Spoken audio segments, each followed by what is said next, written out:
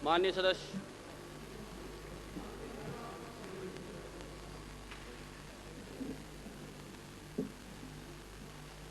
माननीय अध्यक्ष,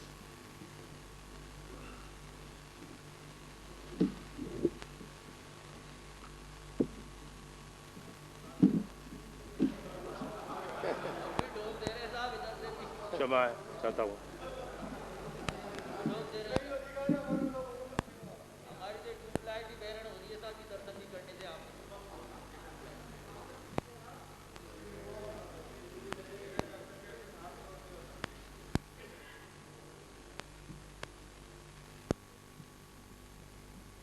प्रश्न श्री जीतमल। हाँ। 493।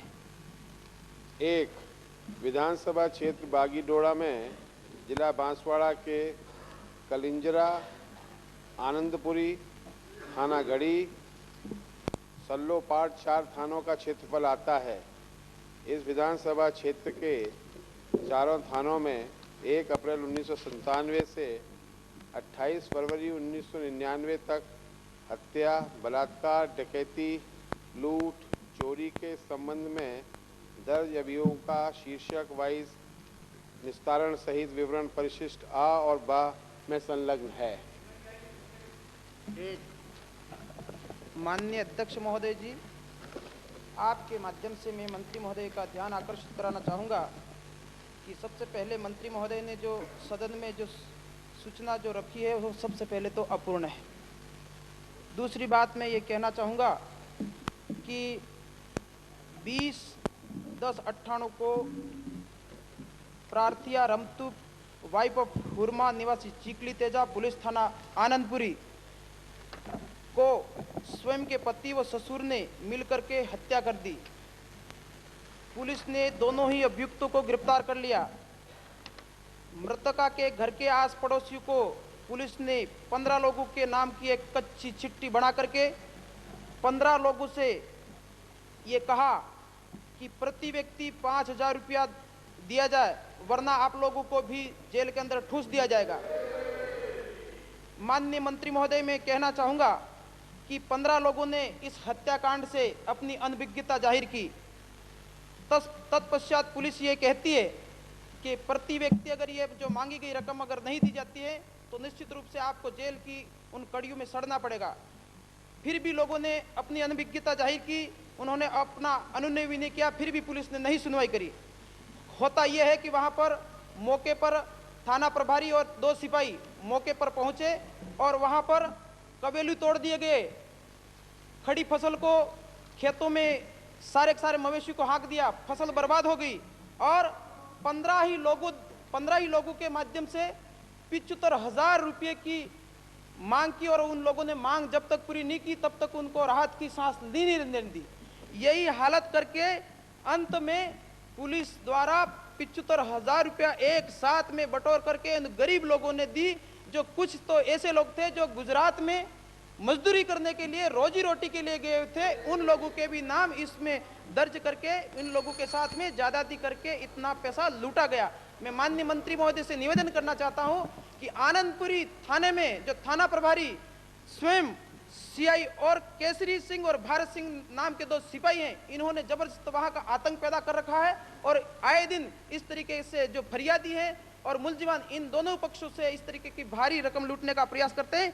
ऐसा एक ही उदाहरण नहीं है, दूसरा भी मैं कहना चाहूंगा कि 13/3/98 की शाम को 6 बजे आनंदपुरी के पास गांव डांडव का रहने वाले हलिया पिता वाघजी की 6 लोगों ने मिलकर के हत्या कर दी। फरियादी ने जाकर इन 6 लोगों के नाम एफआईआर दर्ज कराई। एफआईआर में सारा बताया गया कि इन लोगों के द्वारा ये मारपीट की गई और हत्या की गई है।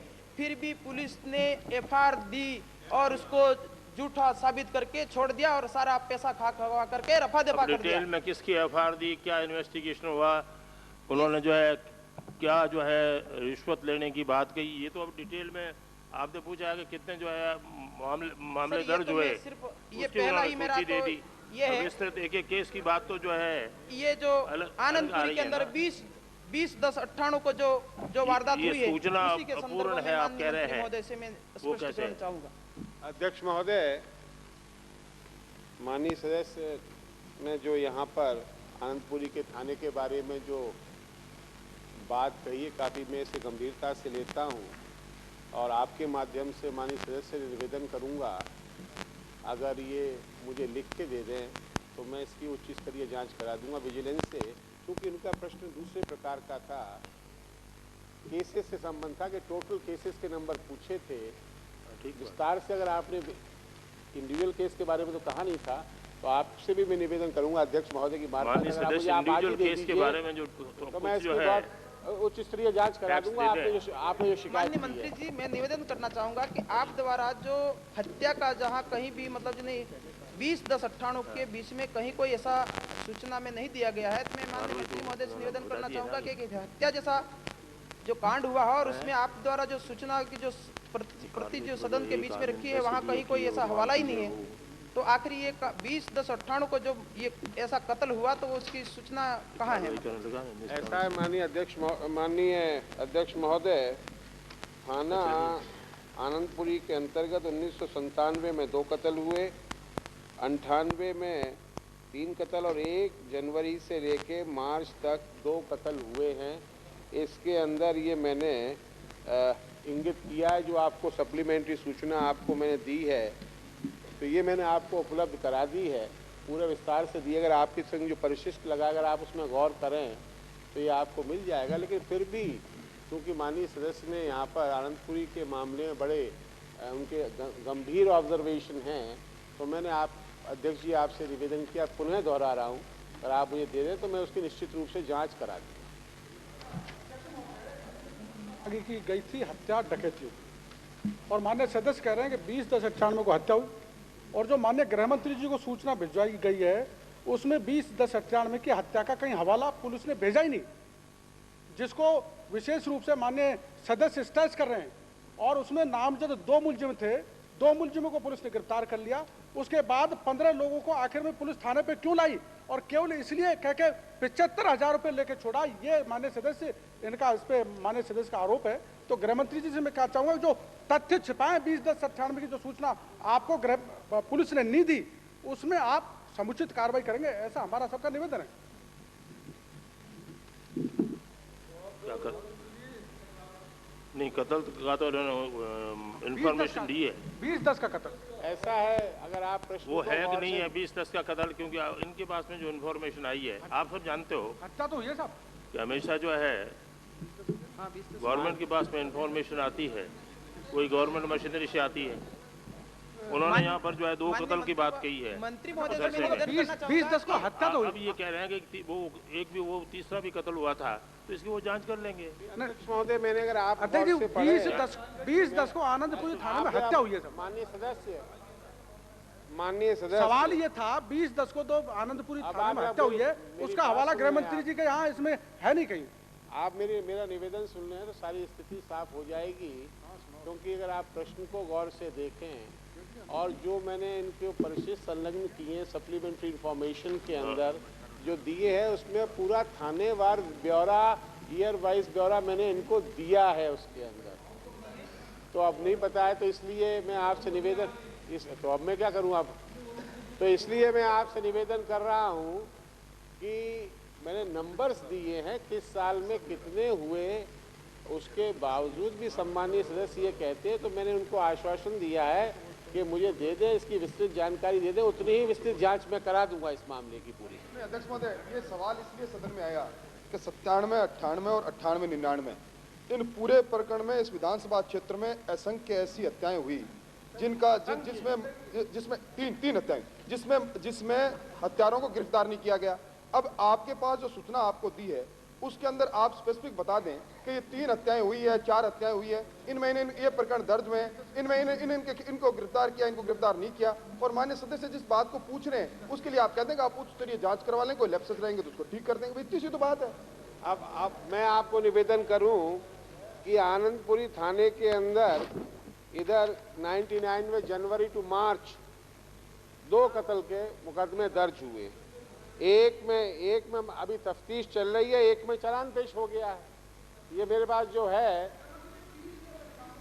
हम इतना सा पूछना चाहते हैं, आपकी उसके पास सूचना है कि नहीं, मैं देखिए ईयरली मैं 20-10 के मेरे पास फिगर्स नहीं है। नहीं? तो फिर वो सब मामला देखिए, अगर ये सवाल पूछ रहे थे, फिर ये सवाल पूछ रहे थे किस तारीख का ब्यौरा, नहीं साहब, वर्ष आगे सब तो वर्ष बता रहा हूँ मैं वर्ष आपको। आगे, उस वर्ष का हवाला गृह मंत्री जी, उस वर्ष का हवाला सूचना आपके पास नहीं, हाँ मैं सुनिए और आप। उसी बारे में ये अरे, पूछ हाँ मैं बता रहा हूँ, आप बैठिए ना। हत्या तो हुई है उसे, मैं तारीखवार आपको देने में असमर्थ हूँ। नहीं, पर हत्या तो ये साहब मैं अब आप सुनिए, मेरी बात तो सुन लीजिए। 97 में दो आनंदपुरी में 2 कत्ल के केस दायर हुए, दोनों में चालान हो गया। 98 के अंदर 3 दर्ज हुए, 3 के अंदर एक अदमपते में FR दी उन्होंने, और 2 में चालान पेश हो गया। ये पोजीशन है। मैंने 97-98 जो इन्होंने 97-98 पे और 99 तक का पूछा है, उतनी सूचना मेरे पास उपलब्ध है, वो मैंने आपको उपलब्ध करा दी है। सब गृह मंत्री जी, आपके पास मार्च 98 तक का हत्या के मामले की सूचना है? नहीं, 99 मार्च तक की है। नहीं, आपके पास जो 20 अप्रैल को हत्या हुई है, जिस बार 20-10 को, उसकी सूचना आपके पास नहीं, जिसमें ये कह रहे हैं कि 15 लोगों से 75,000 रुपए ले लिए। आप उसी में आप जांच करवाएंगे? अरे आप विधानसभा क्षेत्र बागीडोड़ा में वर्ष 97-98 98-99 कितनी हत्या हुई, ये सवाल है। 97-98-99 वो मैंने आपको विस्तृत ब्यौरा दे दिया आपको, आप प्रश्न देख लें। माननीय मंत्री महोदय, मैं इतना आश्वासन और चाहूंगा कि आपने इसमें जो 20-10 का कहीं कोई हवाला नहीं दिया है, लेकिन इसके बावजूद भी क्या अगर वो दोषी लोग अगर पाए जाते हैं तो क्या उनके ऊपर आप क्या कार्रवाई करोगे? ये मैंने आपसे निवेदन किया माननीय सदस्य, मैंने अध्यक्ष महोदय की मार्फत आपसे निवेदन किया, अगर आप मुझे वैसे तो मैं इसमें प्रोसीडिंग्स में से ले लूंगा, लेकिन अगर आज मुझे उपलब्ध करा दें तो मैं आपका आभारी हूँगा। मुझे जांच कराने में और सहूलियत होगी, इसके अंदर मैं इसकी विस्तृत जांच करा दूंगा। इसको मैंने पूर्व में ही कह दिया आपसे। श्री शैलेंद्र जोशी 494। महोदय, आपकी आज्ञा से दौसा जिले में राष्ट्रीय राजमार्ग संख्या 11 पर दौसा व महुआ में राजस्थान पर्यटन विकास निगम लिमिटेड द्वारा संचालित मिडवे बने हुए हैं, जिनकी दूरी दौसा शहर से क्रमशः 3 व 60 किलोमीटर है। 2. उक्त मिडवे स्थलों पर जिला दौसा के ऐतिहासिक स्थलों के मानचित्र एवं जानकारी उक्त मिडवे स्थलों के आसपास सड़क पर दर्शाई हुई नहीं है। तथापि जयपुर की ओर से जाने वाले पर्यटकों को पर्यटक स्वागत केंद्र जयपुर से तथा भरतपुर की ओर से आने वाले पर्यटकों को पर्यटक स्वागत केंद्र भरतपुर एवं उक्त मिडवे केंद्रों पर भी पर्यटन संबंधी सूचना उपलब्ध करवा दी जाती है। राज्य सरकार उक्त मिडवे के आसपास दौसा के पर्यटन स्थलों के मानचित्र इस वित्तीय वर्ष में लगाने का विचार रखती है। माननीय अध्यक्ष महोदय, मेरा आपके माध्यम से माननीय पर्यटन मंत्री महोदय से निवेदन है कि पर्यटन विभाग राजस्थान दौसा जिले में पर्यटकों को आकर्षित करने के लिए संवेदनहीन रहा है, क्योंकि हमारे दौसा में मिडवे दौसा और मिडवे महुआ, उन दोनों जगह ही जो आर्कियोलॉजिकल सर्वे ऑफ इंडिया के द्वारा प्रोटेक्टेड मॉन्यूमेंट्स आबानेरी है, उसके नेतो पोस्टर ही एफिक्स किए गए हैं। इसके अतिरिक्त सड़क के मिडवे के आसपास कोई भी चित्ताकर्षक ढंग से कोई मानचित्र भी नहीं लगाए गए हैं, जिससे कि ये मालूम पड़े कि पर्यटन स्थल इतना दूर है। इसके अलावा मैं ये भी निवेदन करना चाहूँगा कि इन पर्यटक स्थलों पर किसी भी तरह की एसेंशियल एमिनिटीज की जो फैसिलिटी रेंडर करनी चाहिए डिपार्टमेंट को, वो भी नहीं की गई है। ऐसी स्थिति में राजस्थान का पर्यटन विभाग मिडवे में कोई लिटरेचर भी उपलब्ध करे, वहाँ पर इन प्रोटेक्ट मॉन्यूमेंट्स हैं और जो भी दर्शनीय स्थान है उनके बारे में इसके आसपास 5 किलोमीटर पहले 5 किलोमीटर बाद भरतपुर, आगरा भरतपुर की तरफ से और जयपुर दौसा की तरफ दोनों तरफ भी इस तरह का विज्ञापित करें ताकि पर्यटक ज़्यादा से ज़्यादा आकर्षित हो सकें। माननीय मंत्री महोदय, ये जो एसेंशियल एमिनिटीज का कार्य है ये कब तक हो जाएगा? इसके लिए क्या कोई सर्वे कराया जाएगा या क्या नीति है विभाग की, इसके बारे में आप बताएं। अध्यक्ष महोदय, पर्यटकों को आकर्षित करने हेतु आभानेरी बावड़ी जो 8वीं और 9वीं शताब्दी की वहाँ पे बनी हुई है, उसके लिए वास्तव में पिछले वर्षों में बहुत कम ध्यान दिया गया है, परंतु मैं आपके माध्यम से माननीय सदस्य को ये आश्वासन देना चाहता हूँ कि मिडवे के आसपास चित्ताकर्षक मानचित्र और नक्शे वगैरह बनवाने के बारे में विभाग विचार रखता है और जल्दी से जल्दी इस पर कार्रवाई करेगा। जहाँ तक आगरा, भरतपुर और जयपुर दौसा राजमार्ग पर इन्होंने मानचित्र वगैरह लगाने की बात कही है, इसके बारे में भी सार्वजनिक निर्माण विभाग से विभाग विचार करके उनके विचार के अनुसार उनके सहयोग से उनको लगाने का प्रयत्न करेगा। एसेंशियल सर्विसेज के बारे में जो आपने प्रश्न उठाया है, उसके बारे में मैं ये कहना चाहता हूँ कि एक्सपर्ट्स की टीम वहाँ भेजकर वहाँ ग्राम पंचायत और वहाँ के स्थानीय लोगों से विचार विमर्श कर जो राय मशविरा देंगे उसके ऊपर गुणावगुण के आधार पर विचार किया जाएगा। पूछिए। माननीय अध्यक्ष महोदय, माननीय मंत्री जी से मेरा निवेदन है कि हमारी ये दौसा में भी मिडवे पड़ता है, उस मिडवे के अंदर क्या ऐसा बना है तब से मात्र 90 ठहरे हैं अब तक पर्यटन। वो तो आप कह चुके हैं मक्का, मात्र 90 ठहरे उसके अंदर, और वो तो एक आप कह साल से चुके ज्यादा हैं। हो गया। मेरा विनम्र निवेदन माननीय अध्यक्ष महोदय, माननीय मंत्री जी, इस प्रकार से जब इसमें यात्री ठहरते नहीं है, इतना खर्चा इस पर आया, आपका 40 लाख रुपए का खर्चा आपके इसके ऊपर आया है, क्या आप ऐसे मिडवेओं को दूसरों को देने के विचार रखते हैं? क्या इनको खत्म करने का आप इरादा रखते हैं या इनकी कुछ गुणात्मक में कुछ सुधार करने का इरादा आप रखते हैं ताकि ये मिडवे आगे अच्छी तरह चल सकें और सरकार की आय का स्रोत बन सके? शॉर्ट में क्वेश्चन। दूसरा मेरा निवेदन है साहब, ये सब बात आप कह चुके हो। दूसरा मेरा निवेदन है साहब, प्राइवेटों को आप इस प्रकार से बढ़ाते हुए चले जा रहे हैं। इस जितने भी नेशनल हाईवे 10 आपके वो बन चुके मिडवे, उनकी संख्या बढ़ती हुई चली जा रही है, जिसके कारण हमारी सरकारियों की संख्या घट रही है और इनकी गुणवत्ता घट रही है और इनकी आय भी घट रही है। क्या आप उन पर रोक लगाने का इरादा रखते हैं?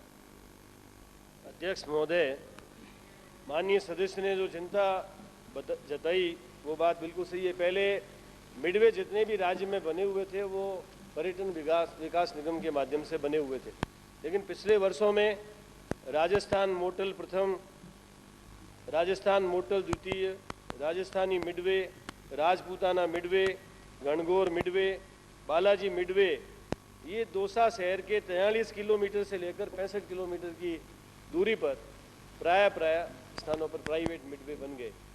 उससे जो राजस्थान पर्यटन विकास निगम लिमिटेड का जो मिडवे है उस पर जो यात्री आते थे उन पे काफ़ी असर पड़ा है और उसका जो इनकम का जो सोर्स था उसके ऊपर भी फर्क पड़ा है, क्योंकि जो पर्यटक एक स्थान पर आते थे वो अब 6 स्थान दूसरे प्राइवेट हैं उनके ऊपर उनका लोड वितरित हो गया।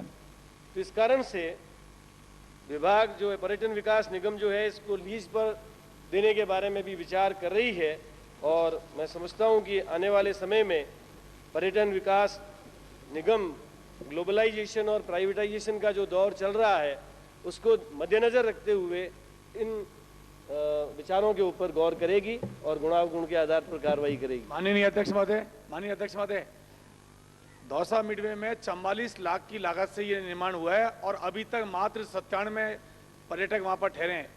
ऐसी स्थिति में राज्य सरकार पर ये बोझ है और अनइकोनॉमिक ही चल रहा है।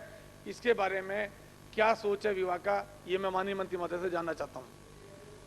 अध्यक्ष महोदय, जैसा मैंने आपको बताया कि लीज पर देने के प्रस्तावित विचार चल रहे हैं, जो भी वायबल प्रपोजल होगा उसके ऊपर हम विचार कर लेंगे। Next question Shri Lalit Bhati.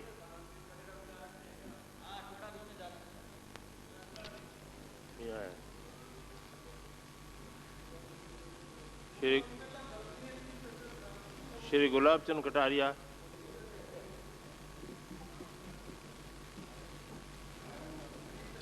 श्री मोहनलाल चौहान। प्रश्न संख्या 497।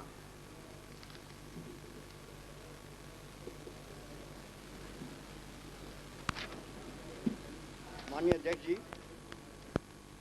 खंड 1 जी हाँ, वर्ष 1998 तक प्रसाद के ठेके से कुल राशि 3,88,050 प्राप्त हुई है।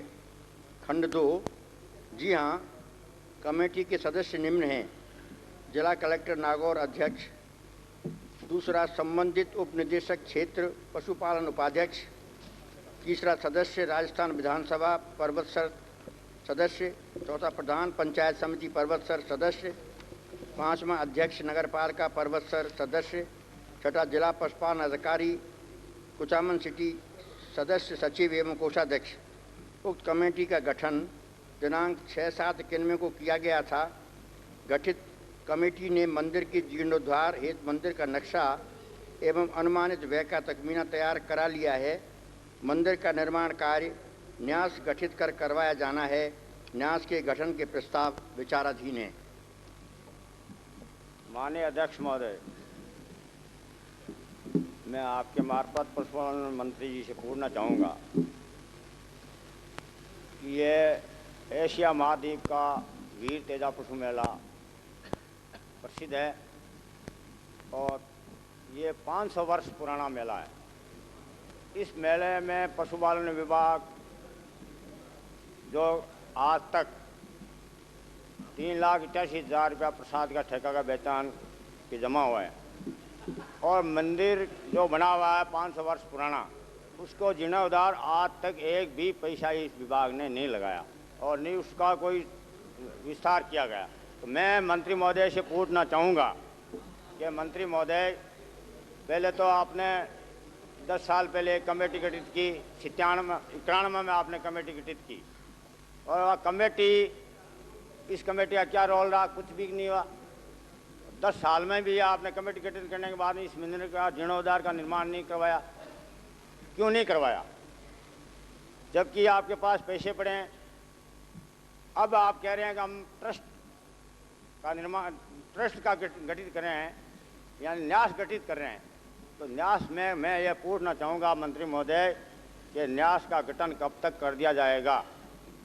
दूसरा मेरा ये सवाल है कि इस न्यास में कौन कौन सदस्य हैं, कौन कौन सदस्य होंगे? मंदिर के जीर्णोद्धार के निर्माण कब तक प्रारंभ करा दिया जाएगा? आर्किटेक्चर जो नक्शा बनाया है उसकी कितनी अनुमानित लागत है?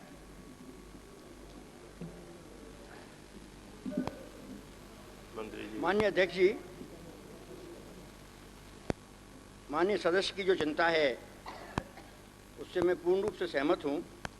बहुत ही पुराना मेला है और इसमें ये सही आप फरमा रहे हैं कि प्रसाद का ठेका होता है और उस संबंध में प्रसाद के ठेके से मंदिर का जीर्णोद्धार हो, इसके संबंध में सदन में भी आश्वासन दिया गया था और उस आश्वासन के फलस्वरूप ही एक समिति का गठन किया गया कलेक्टर की अध्यक्षता में और जो पैसा प्रसाद का जमा था उस पैसे को उस कमेटी को गठित करने के प्रस्ताव भी चले, लेकिन फाइनेंस डिपार्टमेंट की राय इसमें ये हुई कि कमेटी के माध्यम से पैसा देना उचित नहीं है। इसलिए इसके लिए वाया मीडिया ये निकाला जाए कि एक ट्रस्ट गठित की जाए, ट्रस्ट रजिस्टर कराई जाए और उस ट्रस्ट के माध्यम से ये पैसा खर्च हो। तो ट्रस्ट का गठन के संबंध में कार्रवाई चल रही है। मैं ये मानता हूँ कि इसके ट्रस्ट के गठन में विलम्ब हुआ, लेकिन अब जैसे ही ये सरकार बनी, उस सरकार के बनते ही मैंने इस पत्रावली को मंगा करके मैं आपको निवेदन करना चाहता हूँ कि जहाँ तक गठन ट्रस्ट के गठन का प्रश्न है, उस ट्रस्ट के गठन की मैंने स्वीकृति दे दी है। लॉ डिपार्टमेंट से उसका वेट होना बाकी है और जैसे ही लॉ डिपार्टमेंट से वेट हो जाएगी वैसे ही इस गठन का काम शुरू हो जाएगा। जहाँ आपने पूछा कि ट्रस्ट में कौन कौन सदस्य हैं, उसके संबंध में मैं आपको निवेदन करना चाहता हूँ। ट्रस्ट के ट्रस्टीज, ट्रस्ट के ट्रस्टीज कौन है? जी हाँ,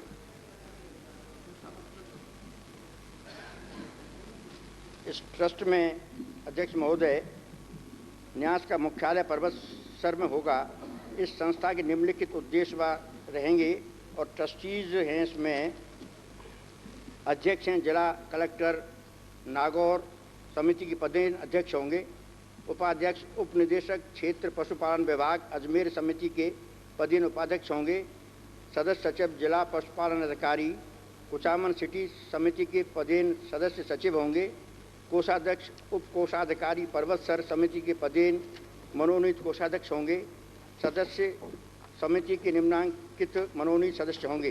राज्य के सदस्य हैं इसमें अधिशासी अभियंता सार्वजनिक निर्माण विभाग डीडवाना पदेन सदस्य, उपखंड अधिकारी पर्वतसर पदेन सदस्य, जिला पशुपालन अधिकारी कुचामन सिटी पदेन सदस्य, विकास अधिकारी पंचायत समिति पर्वतसर पदेन सदस्य, तहसीलदार पर्वतसर पदेन सदस्य।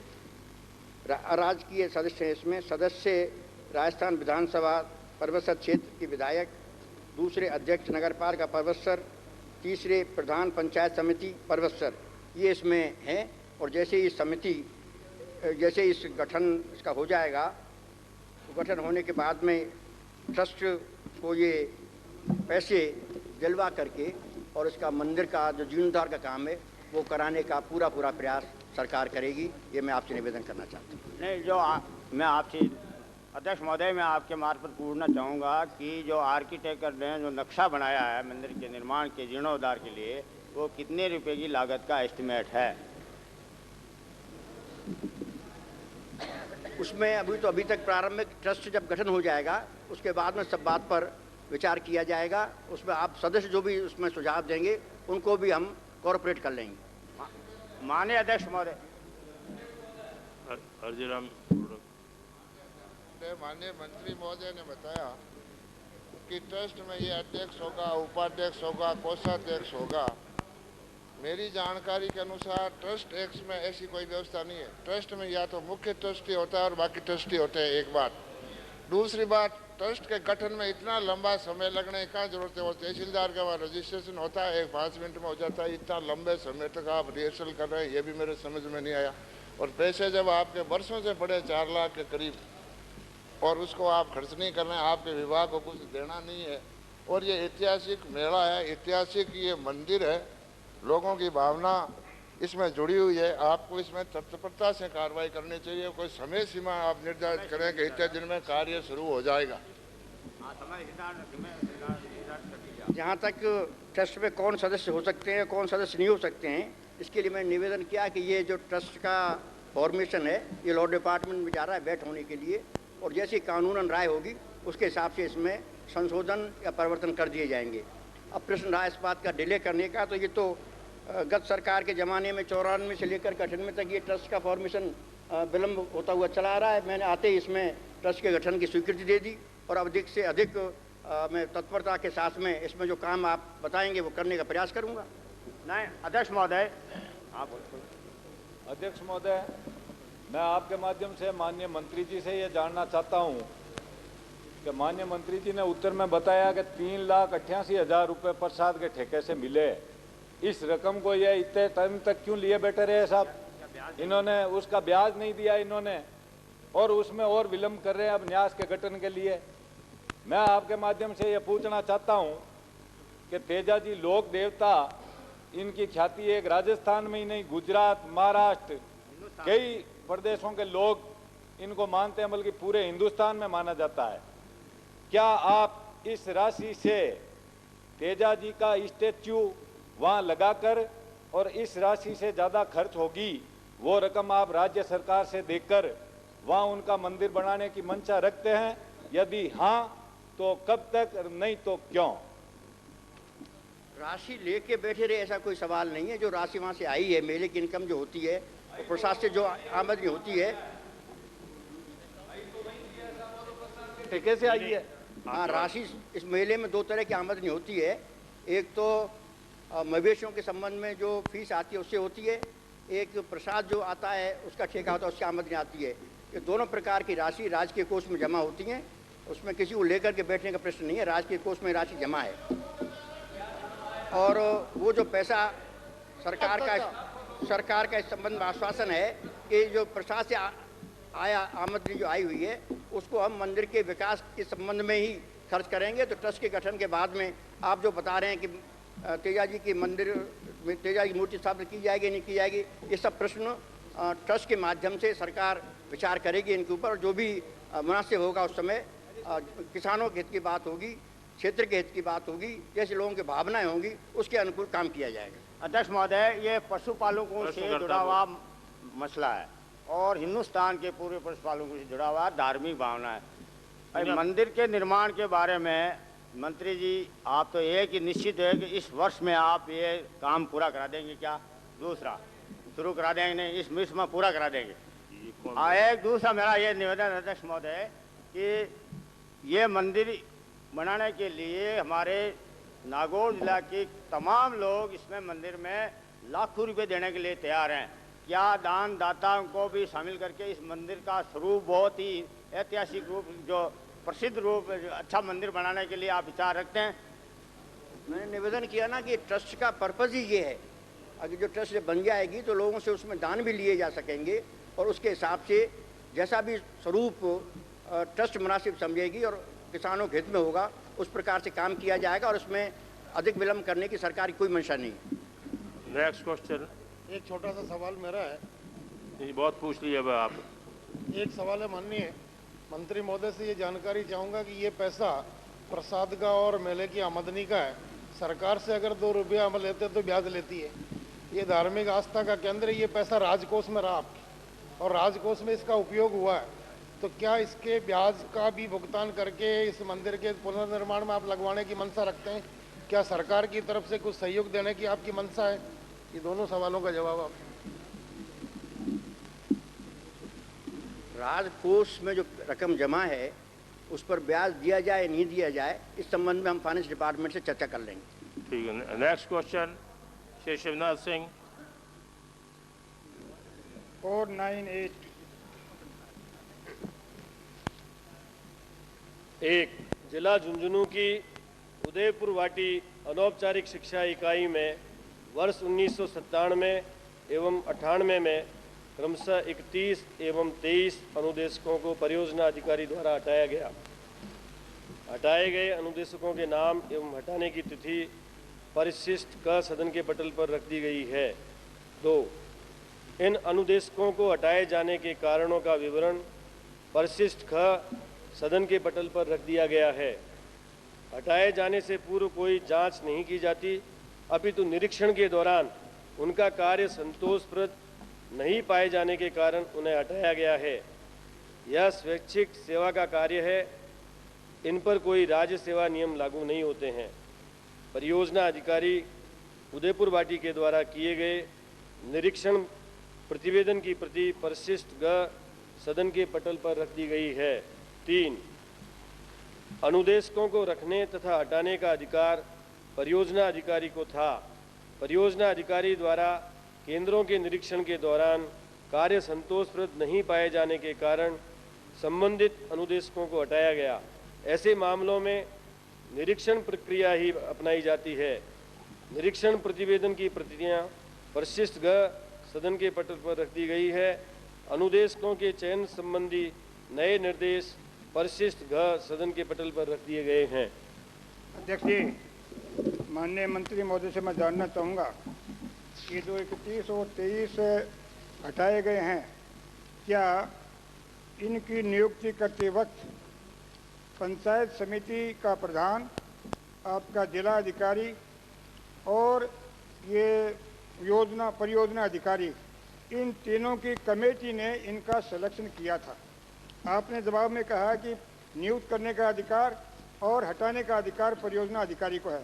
तो मैं आपसे निवेदन जानना चाहूँगा कि क्या इनको 101 जो परियोजना अपॉइंट किए गए थे वो उस कमेटी द्वारा चयनित थे और उस कमेटी के अधिकार क्षेत्र में ही आता है कि उनको जब हटाया जाए उस कमेटी में लाके उनको हटाया जाए?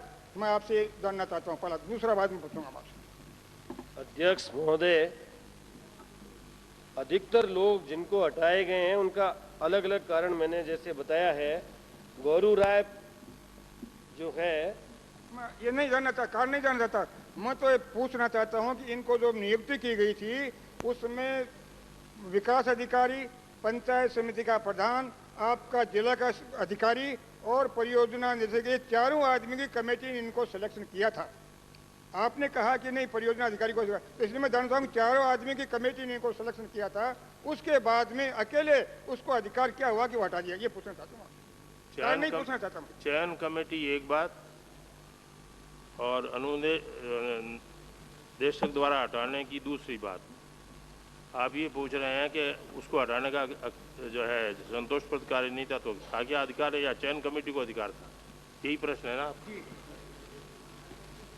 अध्यक्ष महोदय, जिन व्यक्तियों को हटाया गया वो वहाँ पहले तो अनुपस्थित नहीं थे, कई लोग तो कई बार चले गए, कई लोग जो है जिनकी शादी हो गई वो अपने ससुराल चली गई, ऐसे अनेक कारणों से निरीक्षण के दौरान मेरा सवाल दूसरा मैं बता रहा हूँ, मैं उस पर आ रहा हूँ। मैं आपसे अर्ज करूंगा, उसको डायल्यूट मत कीजिए। मेरा सीधा सा सवाल है, जब चयन कमेटी ने उनको सिलेक्शन किया था तो उसको अधिकार कैसे मिला, इतना जानना चाहता हूँ। ऐसा है, परियोजना अधिकारी को निरीक्षण के दौरान पूरा अधिकार है कि जो व्यक्ति वहां मौजूद ही नहीं है और जो हटे हैं उसमें अध्यक्ष महोदय किसी ने भी ये पुनः प्रार्थना नहीं दी कि मैं लगना चाहता हूं। यदि वो भी आ जाए तो हम उसको कमेटी में रख सकते हैं। जितने लोग हटे हैं उसमें किसी भी व्यक्ति ने ये आज तक प्रार्थना नहीं दी है कि मुझे गलत हटाया गया है, मुझे वापस रखा जाए। इसलिए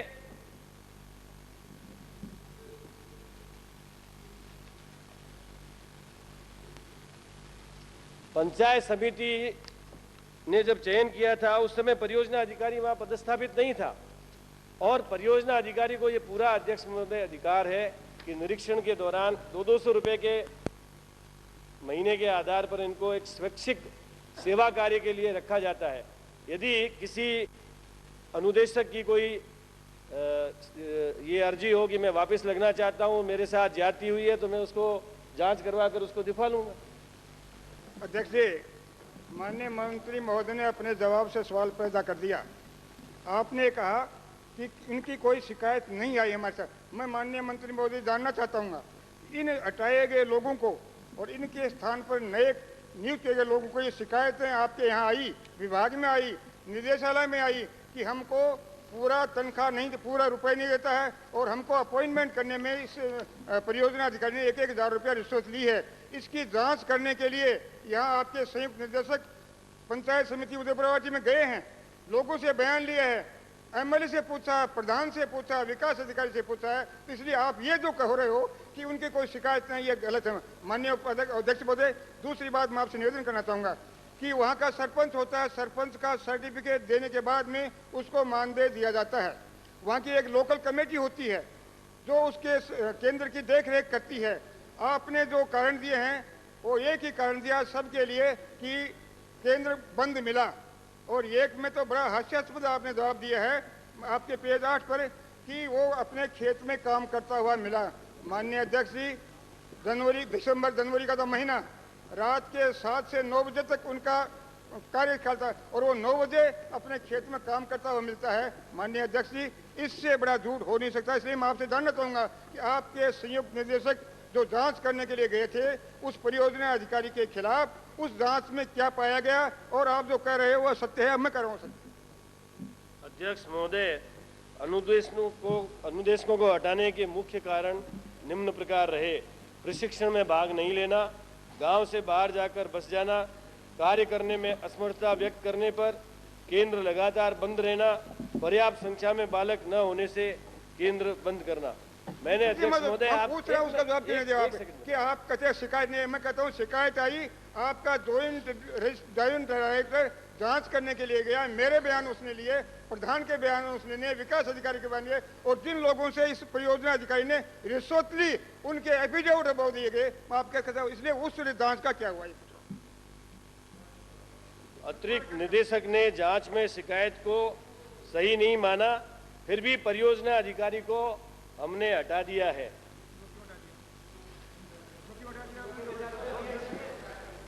3/4/99 को परियोजना अधिकारी को वहां से हटा दिया। 21/3/99 तक अध्यक्ष महोदय, माननीय विधायक महोदय की भी कोई शिकायत इससे पहले नहीं थी।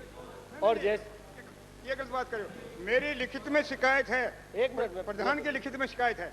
अध्यक्ष महोदय, मैं आपके माध्यम से माननीय सदस्य को ये बता चुका हूं कि जो अनौपचारिक शिक्षा केंद्र के अनुदेशक हटे हैं, उन्होंने पुनः लगने के बारे में कोई प्रार्थना पत्र हमें नहीं दिया है।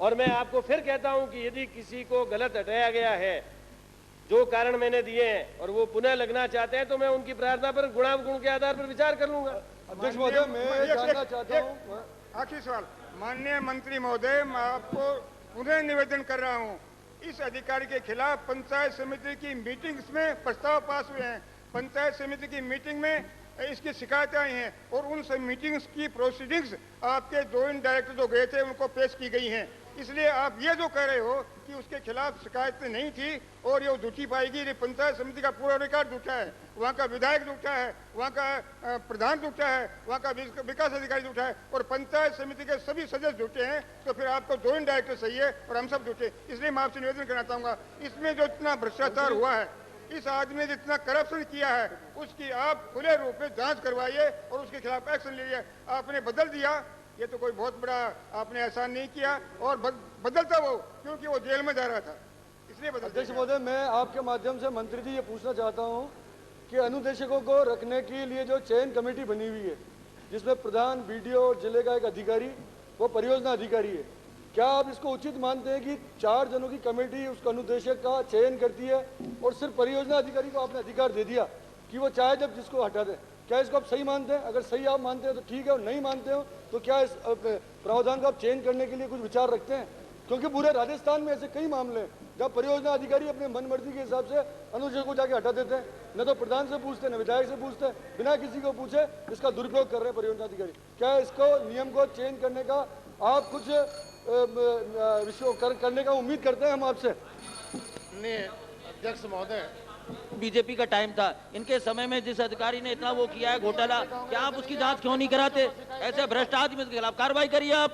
माननीय सदस्य हैं, प्रधान जी उसके साथ हैं, सारे लोग जब साथ हैं, तो माननीय मंत्री जी आप तो बहुत स्वच्छ छवि के मंत्री हैं, आप माननीय मंत्री जी के खिलाफ आप कार्रवाई करने की मेहरबानी करें। भाषण नहीं। माननीय अध्यक्ष महोदय, नेक्स्ट क्वेश्चन। मंत्री महोदय, लगभग नेक्स्ट क्वेश्चन। अध्यक्ष महोदय, एक सवाल है श्रीमती सुमित्रा सिंह। आपके निदेशक। Next question. Next question. 499। माननीय अध्यक्ष महोदय, आपकी आज्ञा से, राज्य में केवल एक झुंझुनू जिला ऐसा है जहां पर एक भी सरकारी महाविद्यालय संचालित नहीं है। नंबर 2, राज्य में 4 जिला मुख्यालय हनुमानगढ़, जयपुर, झुंझुनू व जोधपुर ऐसे हैं जहां पर राजकीय महाविद्यालय संचालित नहीं है। इन जिला मुख्यालयों पर पर्याप्त संख्या में महाविद्यालय संचालित है। माननीय अध्यक्ष महोदय, माननीय मंत्री जी ये तो दे रहे हैं गलत जवाब। जयपुर और जोधपुर में तो हैं, जो यूनिवर्सिटी का मतलब नहीं है, जो सरकार का पैसा है। यहाँ तो 4 कॉलेज हैं जयपुर में, जोधपुर में भी हैं।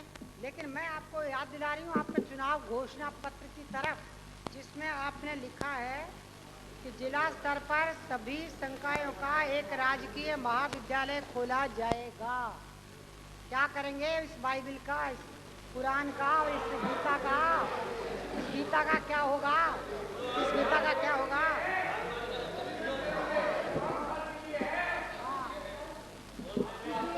और क्या मैंने दूसरा प्रश्न पूछा था माननीय अध्यक्ष जी, क्या इसे आप उचित समझते हैं? इसका भी जवाब नहीं दिया माननीय मंत्री जी ने। दोनों प्रश्नों का जवाब दिलवाओ।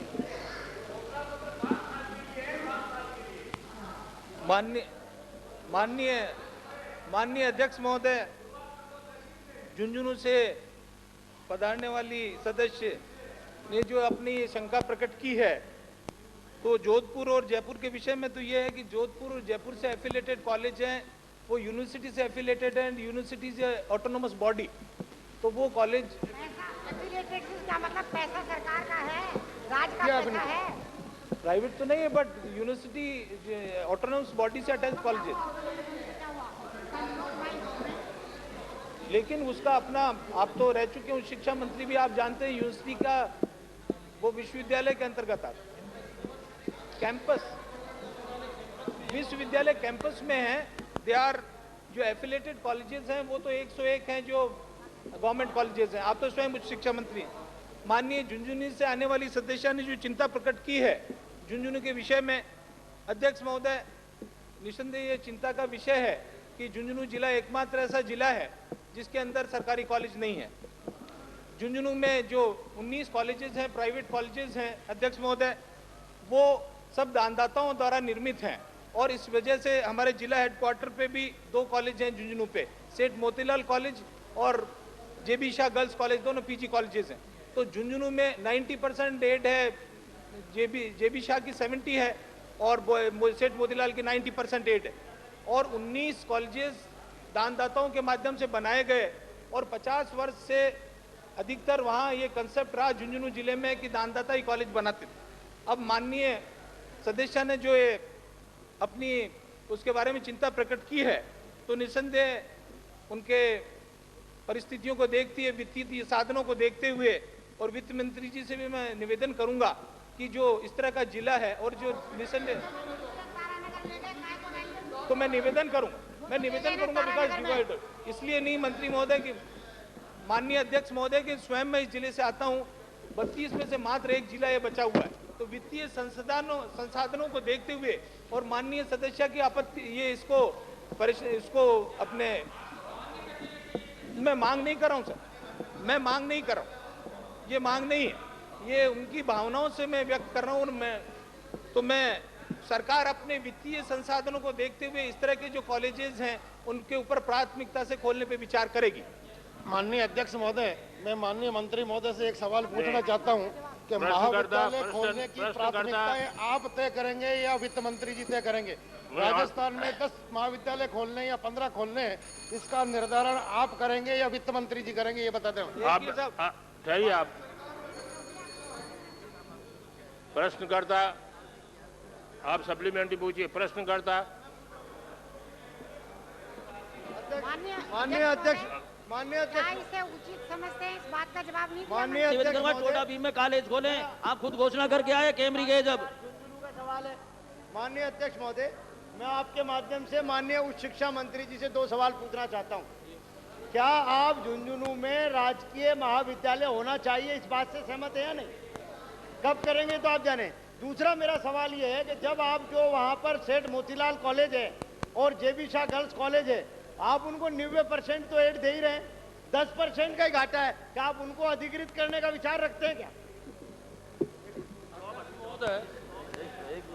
अध्यक्ष महोदय, हालात उसी में कह रहा हूँ।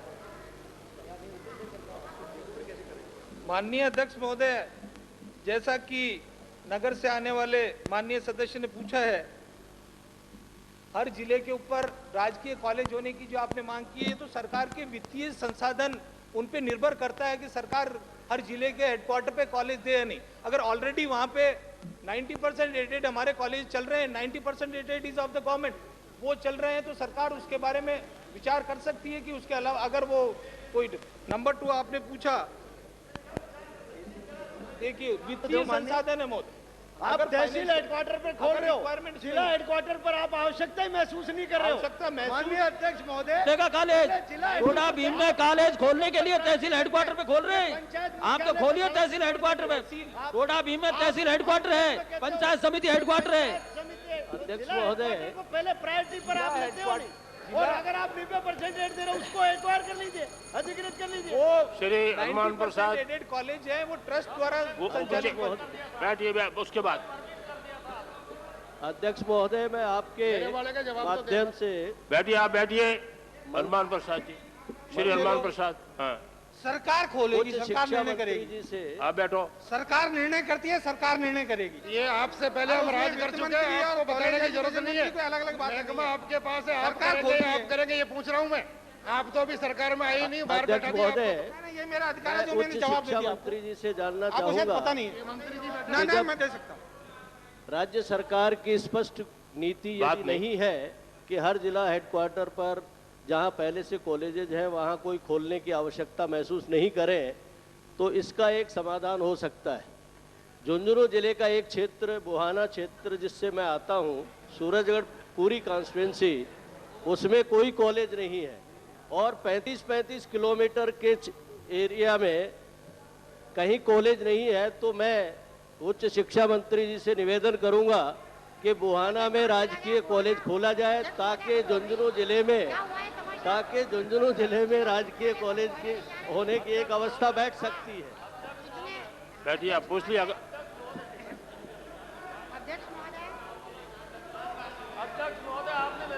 क्षेत्र में कोई कॉलेज नहीं है, वास्तव में सही करें। और सूचगढ़ कॉन्स्टिट्यूंसी हरिजन क्षेत्र है, और जैसे हरिजनों के लिए आप खुद कहते हो हरिजनों को पहला और ये सबसे और बुहाना पंचायत समिति है वो हरिजन क्षेत्र पिछड़ा हुआ क्षेत्र है, उपेक्षित क्षेत्र। माननीय सदस्य बैठिए, बैठिए। आप माननीय सदस्य शिक्षा मंत्री माननीय श्री सावरलाल, माननीय सदस्य अगर भेज दिया तो नहीं, माननीय सदस्य आप उधर देख रहे हैं, अनुमति आसन से ले नहीं रहे हैं। आपने मेरे को बैठने को कहा, मैं बैठ गया। आप प्रोफेसर रहे हुए हैं, आप मंत्री भी रहे हुए हैं, आप इधर देखते ही नहीं, अनुमति दे ही नहीं रहे। अध्यक्ष महोदय, मैं एक सवाल पूछना। मांग तो अब सरकार उत्तर दे रही है।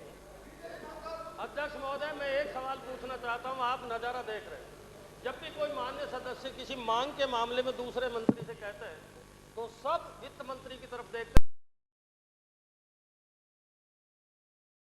क्वेश्चन को आपको ये क्या हुआ? फिर तो मंत्री को तैयार होकर आना चाहिए था, वित्त मंत्री से पूछ के आना चाहिए था कि मैं अगर कॉलेज खोलने की स्वीकृति दूं तो आपकी स्वीकृति या नहीं है, या फिर कोई भी मांग अगर माननीय सदस्य करता है तो वित्त मंत्री से सवाल पूछना चाहिए, क्योंकि खजांची तो ये है। अभी अगर ये घोषणा कर दे और वित्त मंत्री जी मांग का क्या सवाल होता? सवाल पूछिए। नहीं, मैं सवाल ही पूछ रहा हूँ। आपने देखा नहीं, जब ये कहने लगे कि प्रायोरिटी के आधार पर झुंझुनू में कॉलेज खोला जाएगा और वित्तीय संसाधन जब उपलब्ध हो जाएंगे तो खोला जाएगा, मालूम है वित्त मंत्री जी ने क्या एक्शन किया?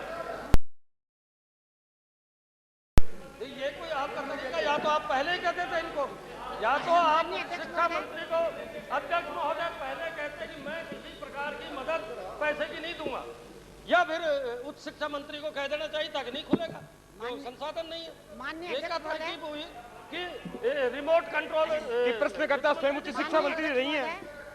कृपया माननीय मंत्री महोदय, माननीय मंत्री महोदय, कृपया आप ये बताएंगे कि प्रश्नकर्ता क्या उच्च शिक्षा मंत्री रही हैं? माननीय अध्यक्ष, इधर को देखिए आप। माननीय अध्यक्ष महोदय, मैं ये पूछना चाहती हूँ माननीय मंत्री जी से कि आपके चुनाव घोषणा पत्र के मुताबिक आपने इस संबंध में प्रस्ताव तो भेजे थे क्या वित्त मंत्रालय को? आप ये तो बता दीजिए। हाँ,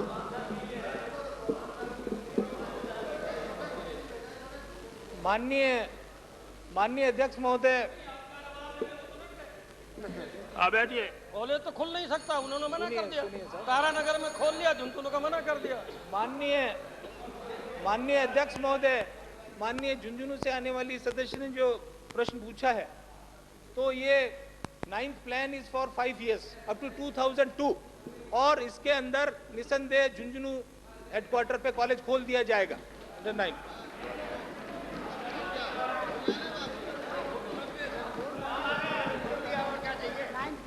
श्री राम सिंह कस्बा। अधिक 500।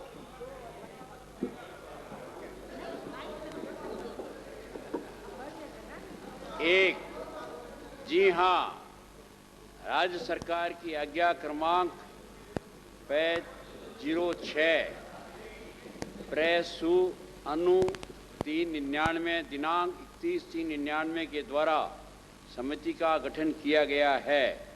समिति से रिपोर्ट अपेक्षित है। समिति के गठन के आदेश की प्रति संलग्न है। समिति 2, समिति की रिपोर्ट अभी तक अपेक्षित है। 3, जी हाँ, दिसंबर 98 से 15 मार्च 99 तक 86 कनिष्ठ लेखाकार व 10 लेखाकारों के स्थानांतरण राज्य सरकार द्वारा निर्धारित स्थानांतरण नीति के अनुसार गृह जिले से बाहर किए गए हैं। स्थानांतरण नीति के आदेश की प्रति संलग्न है। 4, दिसंबर 98 से 15 मार्च तक किए गए स्थानांतरण के आदेशों की सूची सदन की मेज पर रख दी गई है। माननीय अध्यक्ष महोदय, मैं आपके माध्यम से वित्त मंत्री महोदय पूछना चाहता हूं कि लेखा सेवा कर्मचारियों की पदोन्नति के लिए पिछले 5 वर्ष डीपीसी नहीं उठाई गई है। पिछले 5 वर्ष डीपीसी नहीं हुई है, क्या डीपीसी बिठाने जा रहे हैं? यदि हाँ तो कब तक? सर, दूसरा ये है पहला सवाल ही मैं तो समझा नहीं, बता दीजिए जरा सा। मतलब पिछले 5 वर्ष डीपीसी नहीं उठाई आपने इनके मतलब पदोन्नति के लिए? डीपीसी? हाँ, डीपीसी का कह रहे हैं। हाँ, पूछिए आप। अच्छा सर, दूसरा ये है कि आपने जो समिति का गठन किया है उसकी क्या मियाद है रिपोर्ट देने के लिए? कब तक दे दी जाएगी?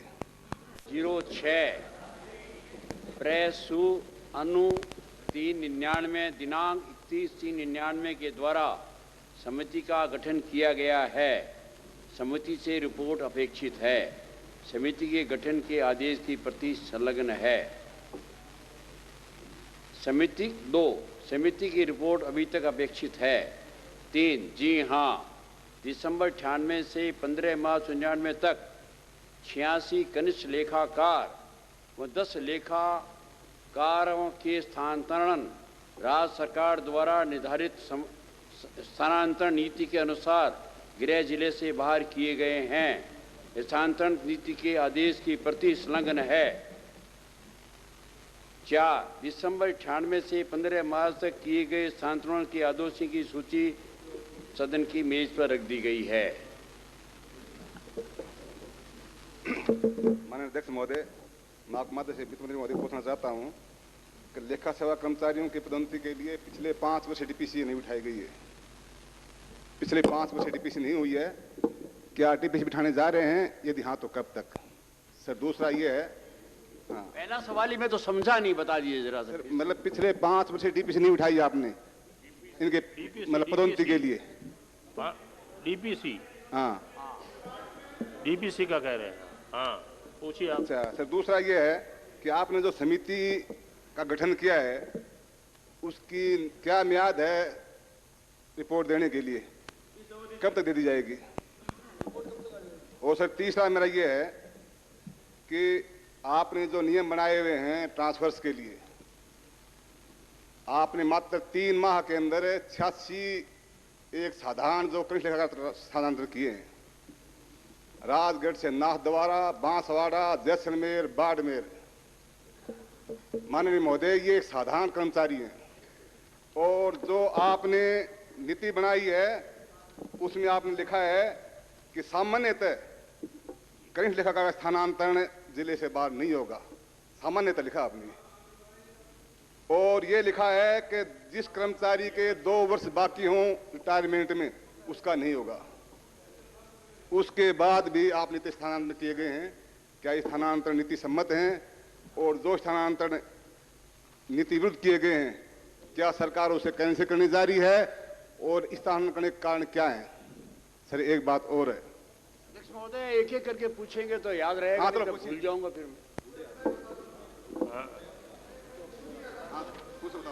अध्यक्ष महोदय, सामान्यतः जिले से बाहर भेजने की नीति बनाई हुई है, लेकिन ये देखा गया है कि कुछ जिलों के कनिष्ठ लेखाकार इतने ज्यादा हैं कि उनको उस जिले में रखा ही नहीं जा सकता है।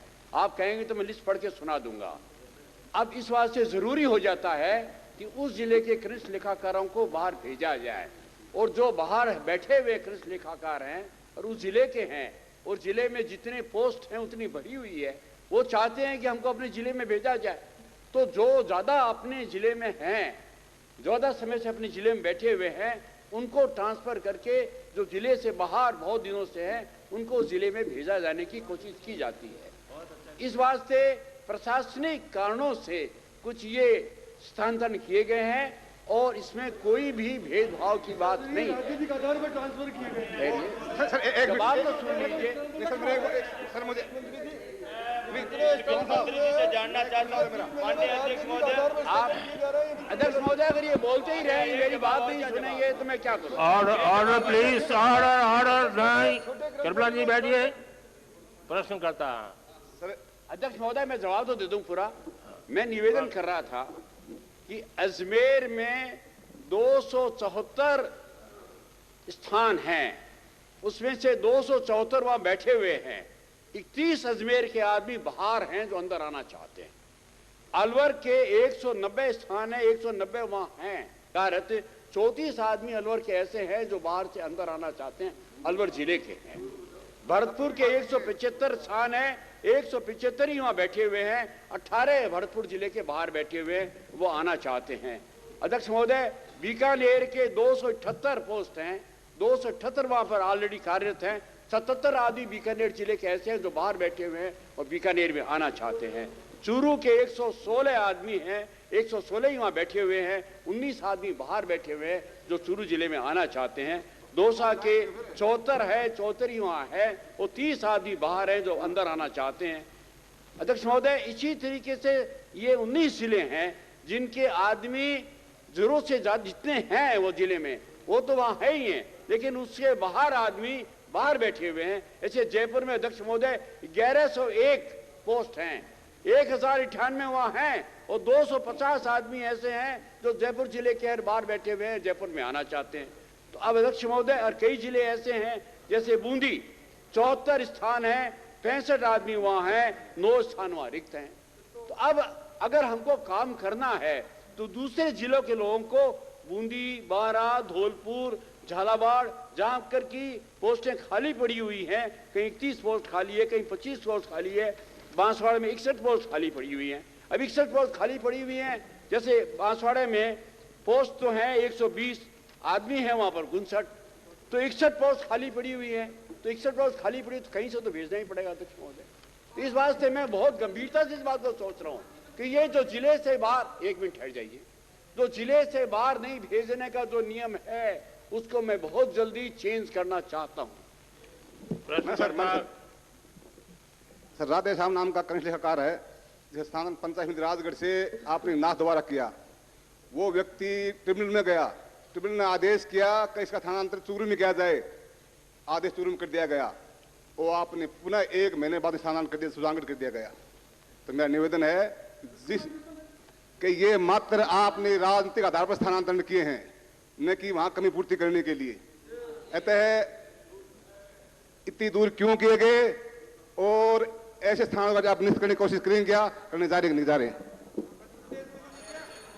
अध्यक्ष महोदय, सवाल पूछ रहा माननीय अध्यक्ष महोदय, मैं माननीय वित्त मंत्री जी से ये जानना चाहता हूँ, इनकी 24/12 की नीति के अनुसार 3 वर्ष तक की अवधि तक एक विभाग में रहने की इनकी सामान्यतः नीति नहीं, साधारणतया तो 3 वर्ष साधारणतः मान ली 3 वर्ष की अवधि के इस जो 86 की लिस्ट है कनिष्ठ लेखाकार की, उसमें उनके कितने स्थानांतरण किए गए और इनमें से कौन कौन से ऐसे लेखाकार हैं जिनको गृह जिले से 2 साल की अवधि के पहले आपने स्थानांतरण किए। तीसरा, गृह जिले से बाहर जो स्थानांतरण किए हैं उनके लिए आपने कौन सा आधार लिया जिसके कारण से उन लोगों को अपने होम डिस्ट्रिक्ट से बाहर भेजा जाना जरूरी था, और जिन्होंने कितने ऐसे लेखाकार हैं जिन्होंने 3 वर्ष की अवधि अपने एक डिपार्टमेंट में पूरी नहीं की और 2 वर्ष की अवधि अपने जिले में भी पूरी नहीं की, ये बता दीजिए आप। अध्यक्ष महोदय, मैं पहले ही निवेदन कर चुका हूं, जैसे बांसवाड़ा की मैंने बात बताई आपको कि वहां पर 59 पोस्ट खाली पड़ी हुई हैं। अब 59 पोस्ट बांसवाड़ा में जब खाली पड़ी हुई है तो किसी न किसी जिले के कनिष्ठ लेखाकार को तो वहां भेजना पड़ेगा। तो इस बात से ये जो नियम आप कह रहे हैं सामान्यतया है, प्रशासनिक कारणों से हमको सब जगह का काम करने के लिए। मंत्री महोदय जी, ये बांसवाड़ा के रिक्त पद कब तक भर दिए जाएंगे? प्रश्नकाल स्थानांतरण माननीय सामान्य वित्त मंत्री महोदय, आपने राजनीतिक कारणों से सारे स्थानांतरण किए हैं और कोई आपने जो आधारभूत नीति है उसकी कोई पालना नहीं की है। जैसे राजनीतिक कारणों से स्थानांतरण किए, पूरी तरह से इसको आपने बिना विजुलाइजेशन किया आपने। इसी प्रकार इन लोगों ने भरे थे जो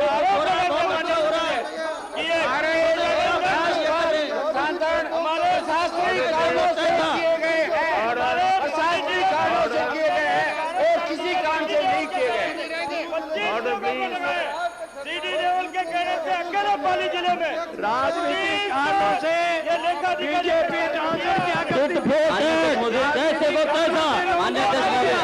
क्या तो मानवतापूर्ण व्यवहार करेंगे कि जो कनिष्ठ लेखाकार गृह जिले से बाहर है, क्या उनको गृह जिले के नजदीक तो लाने का प्रयास ये कर सकते हैं? क्या माननीय मंत्री महोदय, जो कनिष्ठ लेखाकार या लेखा संवर्ग के अधिकारी कर्मचारी बाहर हैं, क्या उनको गृह जिले के समीप को रख सकते हैं? क्या इस मामले में सहानुभूति विचार करेंगे? माननीय अध्यक्ष महोदय, पिछली सरकार ने भीलवाड़ा जिले के बाड़मेर जैसलमेर भेजे, बाड़मेर और जैसलमेर भेजे आप लोगों। माननीय अध्यक्ष महोदय, पिछली सरकार ने बाड़मेर और जैसलमेर भीलवाड़ा जिले के व्यक्तियों को भेजा। क्या उनको जिले के पास में समीप के जिले में जहाँ रिक्त पद है वहाँ पदस्थापित करने का प्रयास करेंगे? माननीय अध्यक्ष महोदय, ध्यान आकर्षित करना चाहूंगा, पिछली सरकार ने भीलवाड़ा जिले के लोगों को 100 किलोमीटर दूर बाड़मेर और जैसलमेर भेजा है। राजनीतिक दुर्भावना साफ करते रहो और अब वो भीलवाड़ा जिले में आएंगे तो आप जिले में पदस्थापित करने के प्रयास करेंगे? क्या उनको राहत प्रदान करेंगे कि वो अपने गृह जिले के पास में जहाँ रिक्त जालोर, बाड़मेर, जैसलमेर आपने बहुत भेजे पहले।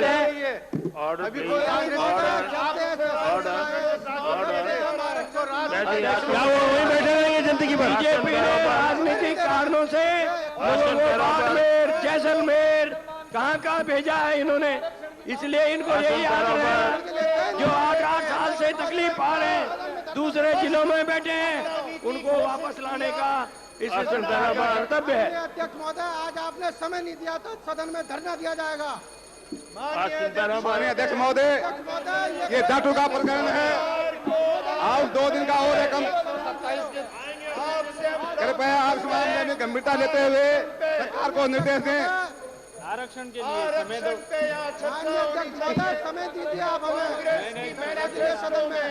माननीय अध्यक्ष महोदय, आपको निवेदन है सदन में चर्चा हो, सरकार की मंशा का पता लगे।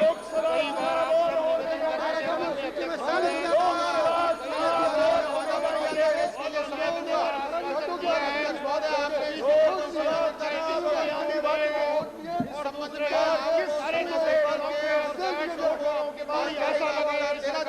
माननीय अध्यक्ष महोदय, माननीय अध्यक्ष महोदय, मैं आपके मार्फत इतना सा निवेदन करना चाहूंगा मंत्री महोदय से कि जो कनिष्ठ लेखाकार जिले से 500 किलोमीटर दूर पड़े हुए हैं, क्या मानवीय भावनाओं को ध्यान में रखते हुए पूर्वक विचार करते हुए उनके गृह जिले के नजदीक के जिले में जहाँ पद रिक्त हैं, क्या उनको जिले के नजदीक भी तो लगा सकते हैं? इतना तो प्रयास आप कर सकते हैं। जातियों को ओबीसी में आरक्षण कैबिनेट ने पास कर दिया, बजट में नोटिफिकेशन नहीं कर रहे हैं।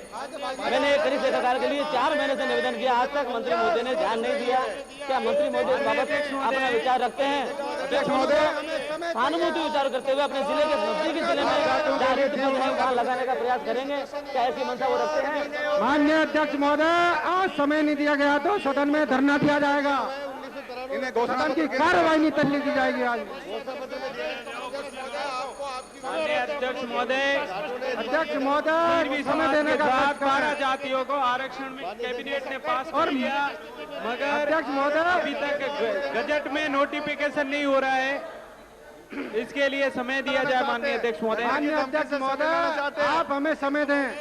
अध्यक्ष महोदय, समय माननीय अध्यक्ष महोदय, सवाल है, पिछड़ी जातियों का सवाल है। माननीय अध्यक्ष महोदय, समय दीजिएगा। अगर सरकार नहीं अध्यक्ष महोदय, विनय से आने वाले माननीय अध्यक्ष महोदय, समय नहीं दिया गया तो धरना दिया जाएगा। माननीय अध्यक्ष महोदय, कांग्रेस पार्टी के मैनिफेस्टो में सारे समाजों के सारी जातियों के लोग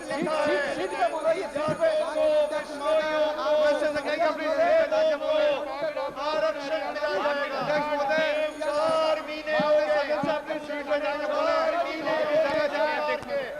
अध्यक्ष महोदय अपनी सीट पे सदस्य के अपनी सीट पे जाके बोले, इनकी जगह नहीं है। निवेदन करें इस मामले में अध्यक्ष महोदय 20 दिन स्पष्ट रूप से उल्लेख किया ऑफिसर नहीं बैठ सकते। अगर पंचायत से आने वाले बात करना चाहते हैं तो इन्हें अपनी सीट पर भेजें। स्पष्ट करना अध्यक्ष महोदय, जो श्रेणी का नागरिक है या राजस्थान में क्या का नागरिक है राजस्थान में सबको मिलना चाहिए अधिकार।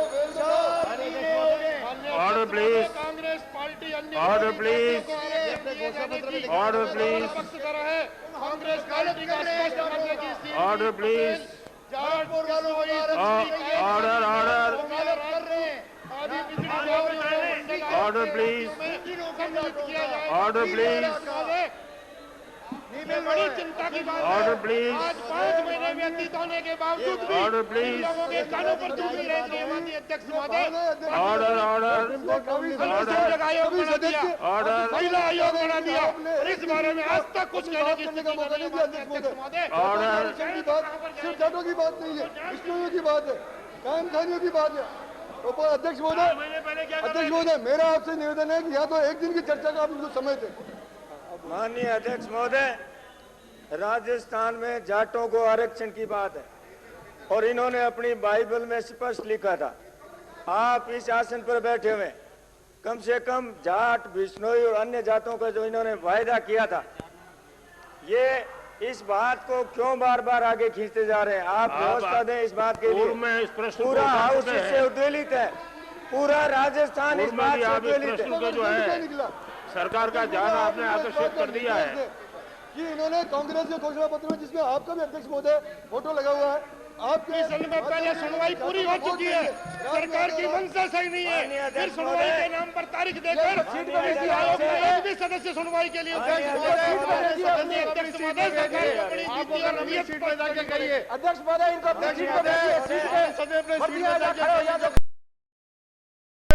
सीट पे भेजिए। कांग्रेस के घोषणा पत्र में पिछड़ी जातियों को आरक्षण दिए जाने की प्रबल पक्षधर है।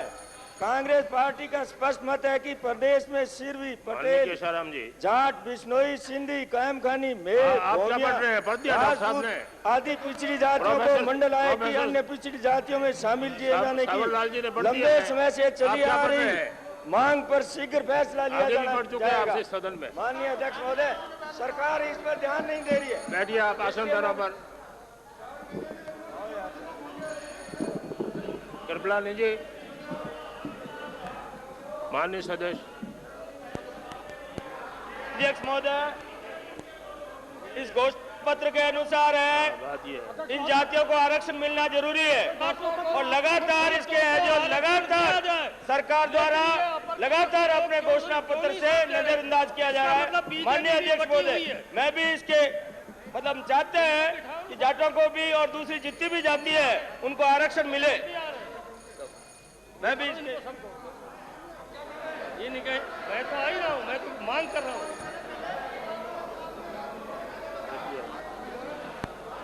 महोदय, आपका फोटो का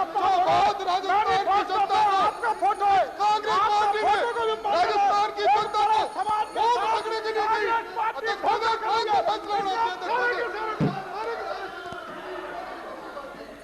अध्यक्ष महोदय, अरे अभी अध्यक्ष महोदय, आप भी चाहते हैं कि नहीं चाहते हैं? माननीय अध्यक्ष महोदय, जरा सदन को, आप स्वयं भी उस जाति से जिसको आरक्षण मिलना चाहिए। माननीय अध्यक्ष महोदय, अध्यक्ष महोदय, आप स्वयं को भी आरक्षण ओबीसी में मिलना चाहिए। आप स्वयं भी उस जाति के हैं, इसलिए आप भी अपनी व्यवस्था दे दें कि आपको भी आरक्षण चाहिए कि नहीं चाहिए। ये आपने दिया है, अपना फोटो छपवा करके आपने ओबीसी में आने के लिए। माननीय उपाध्यक्ष महोदय, मैं ये निवेदन कर रहा था कि ये सभी जातियां बैठ गई हैं, तो मैं ठाकुर साहब से भी निवेदन करूंगा, आप कौन से बड़े ठाकुर हैं, आप भी विराज जाओ तो राजपूत भी आ जाए।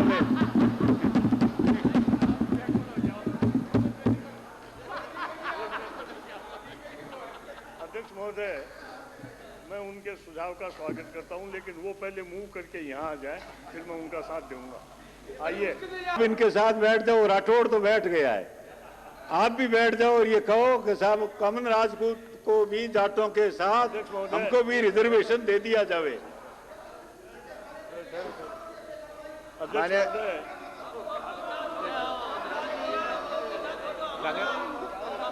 रामू तो क्या हुआ?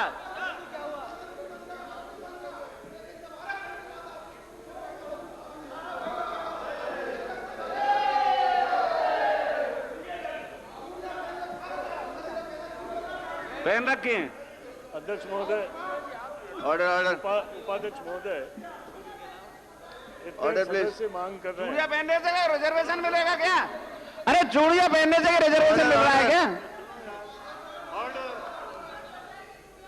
अध्यक्ष महोदय, प्लीज।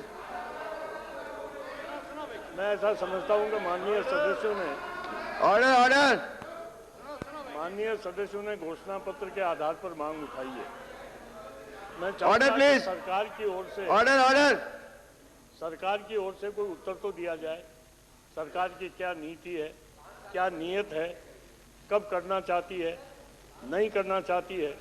सरकार मौन होकर बैठ जाए, ये बहुत ही ताज्जुब की बात है। इसलिए मैं चाहूँगा कि माननीय पार्लियामेंट्री अफेयर्स के मिनिस्टर अभी बात कर रहे थे, इस संबंध में आप बता दें कि आप क्या करना चाहते हैं, करना चाहते हैं या नहीं चाहते, करना चाहते हैं तो कब करना चाहते हैं, ये थोड़ा स्पष्ट कर दें। माननीय उपाध्यक्ष महोदय, हमने घोषणा पत्र है वो 5 साल के लिए निकाला है, 5 दिन के लिए या 5 महीनों के लिए नहीं निकाला है। आप इंतजार कीजिए, एक के बाद एक सारे जो वादे हमने किए हैं वो पूरे होंगे। आपसे ये निवेदन है कि आप गरीब को पीछे क्यों रख रहे हैं और आप भी कॉमन राजपूत को जाटों के साथ क्यों नहीं ला रहे हैं।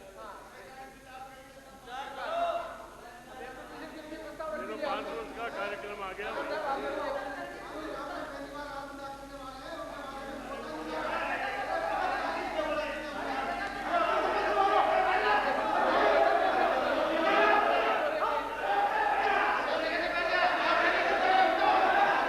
आप कैसे धमका सकते हो इस तरीके से?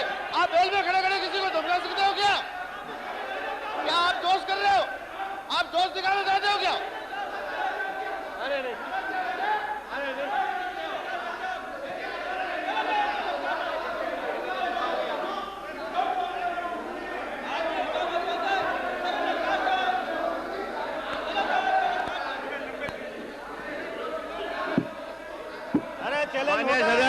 चैलेंज छोड़ो, चैलेंज वाली बात छोड़ो, सुनो, चैलेंज वाली बात छोड़ो। माननीय सदस्य, ऑर्डर प्लीज, ऑर्डर। मुझे माननीय सदस्यों को सूचित करना है कि निम्नांकित स्थगन प्रस्तावों की सूचना प्राप्त हुई है। श्री मदन दिलावर 109 के तहत अन्य सदस्य विधानसभा की ओर से 12वीं कक्षा की परीक्षा के उर्दू साहित्य प्रश्न पत्र छोटे से उत्पन्न स्थिति के संबंध में श्री ज्ञानचंद पारिक 55 अन्य सदस्य विधानसभा की ओर से विधानसभा क्षेत्र पाली के रोहित पंचायत समिति के गांव में पेयजल की भीषण समस्या के संबंध में प्रोफेसर भंवरलाल सावरमल सदस्य विधानसभा की ओर से राज्य में बाढ़ में अतिवृष्टि के संबंध में कराए गए कार्यों को भुगतान नहीं किए जाने की उत्पन्न स्थिति के संबंध में डॉक्टर रतनलाल जाट एवं 3 अन्य सदस्य विधानसभा की ओर से पुलिस थाना जोटवाड़ा जयपुर द्वारा की जा रही कथित मनमानपूर्ण एवं गैर कानूनी कार्रवाई की उत्पन्न स्थिति के संबंध में उपरोक्त स्थगन प्रस्ताव अविलंब लोक महत्व के नहीं होने की वजह से इनमें अनुमति देने के असमर्थ हूँ।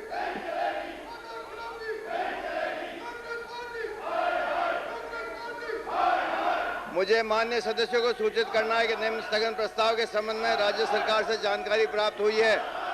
श्री मदन दिलावर, श्री प्रताप सिंह राजस्थान विधानसभा की ओर से झालावाड़ जिले के खानपुर कस्बे में पीलिया फैलने एवं प्रशासन द्वारा अभी तक शुद्ध पेयजल उपलब्ध करवाने की व्यवस्था नहीं करने के उत्पन्न स्थिति में उपरोक्त प्रस्ताव अविलंब लोक महत्व का नहीं है, इस पर अनुमति देने में असमर्थ हूँ। प्रक्रिया के नियम 295 के अंतर्गत बुधवार दिनांक श्री राम सिंह कसवा सदस्य विधानसभा की ओर से चूरू जिले में हो रही निरंतर चोरियों के उत्पन्न स्थिति के संबंध में श्री राम गोपाल बहरवा सदस्य विधानसभा की ओर से जिला बूंदी की तहसील इंदरगढ़ की पंचायत बबई के किए गए सेटलमेंट के कार्य में अनियमितताओं के संबंध में श्री राम गोपाल बहरवा श्री संयम लोढ़ा सदस्य विधानसभा की ओर से सिरोही में 400 केवी विद्युत जीएस का निर्माण कराने के संबंध में श्री संयम लोढ़ा श्री गणेशी राम मेघवाल सदस्य विधानसभा की ओर से जालोर जिले की पंचायत समिति जालोर में नबी गांव में पहुंचने के लिए सड़क के निर्माण के संबंध में श्री रामस्वरूप मीणा सदस्य विधानसभा की ओर से बेरोजगार पुस्तकालय को रोजगार देने के संबंध में श्री रामस्वरूप मीणा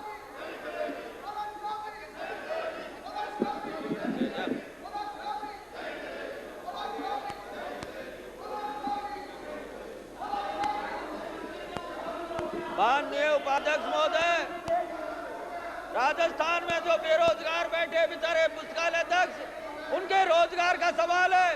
ये माननीय सदस्य को बेरोजगारों के रोजगार की बात नहीं करने देते हैं। मेरा आपके माध्यम से विनम्र निवेदन है कि हमारे जितने भी पुस्तकालय अध्यक्ष, ये सवाल मंजूर उस समय जाटों में लगे थे आप, उनको आप और हम जाटों की बात करने लगे। इसके बारे में माननीय उपाध्यक्ष महोदय, आर्थिक आधार पर आरक्षण होना चाहिए, उनकी तरफ से जात के आधार पर नहीं। ज्ञापन को पेश कर रहा हूँ, जिसमें साफ साफ लिखा हुआ है। चलेगी चलेगी चलेगी।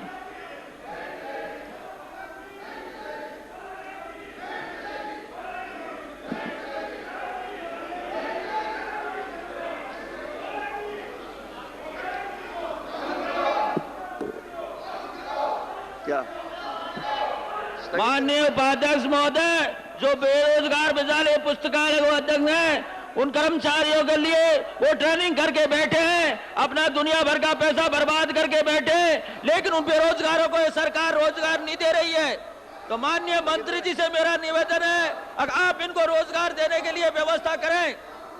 जो नवयुवक बेरोजगार बैठे हैं, जिन्होंने अपने मतलब ट्रेनिंग लेकर के बैठे हैं, सारी योग्यता प्राप्त करी है, सारा पैसा खर्चा किया है, मेरा आपके माध्यम से यही कर रहा हूँ, मैं इसको पढ़ तो लूं।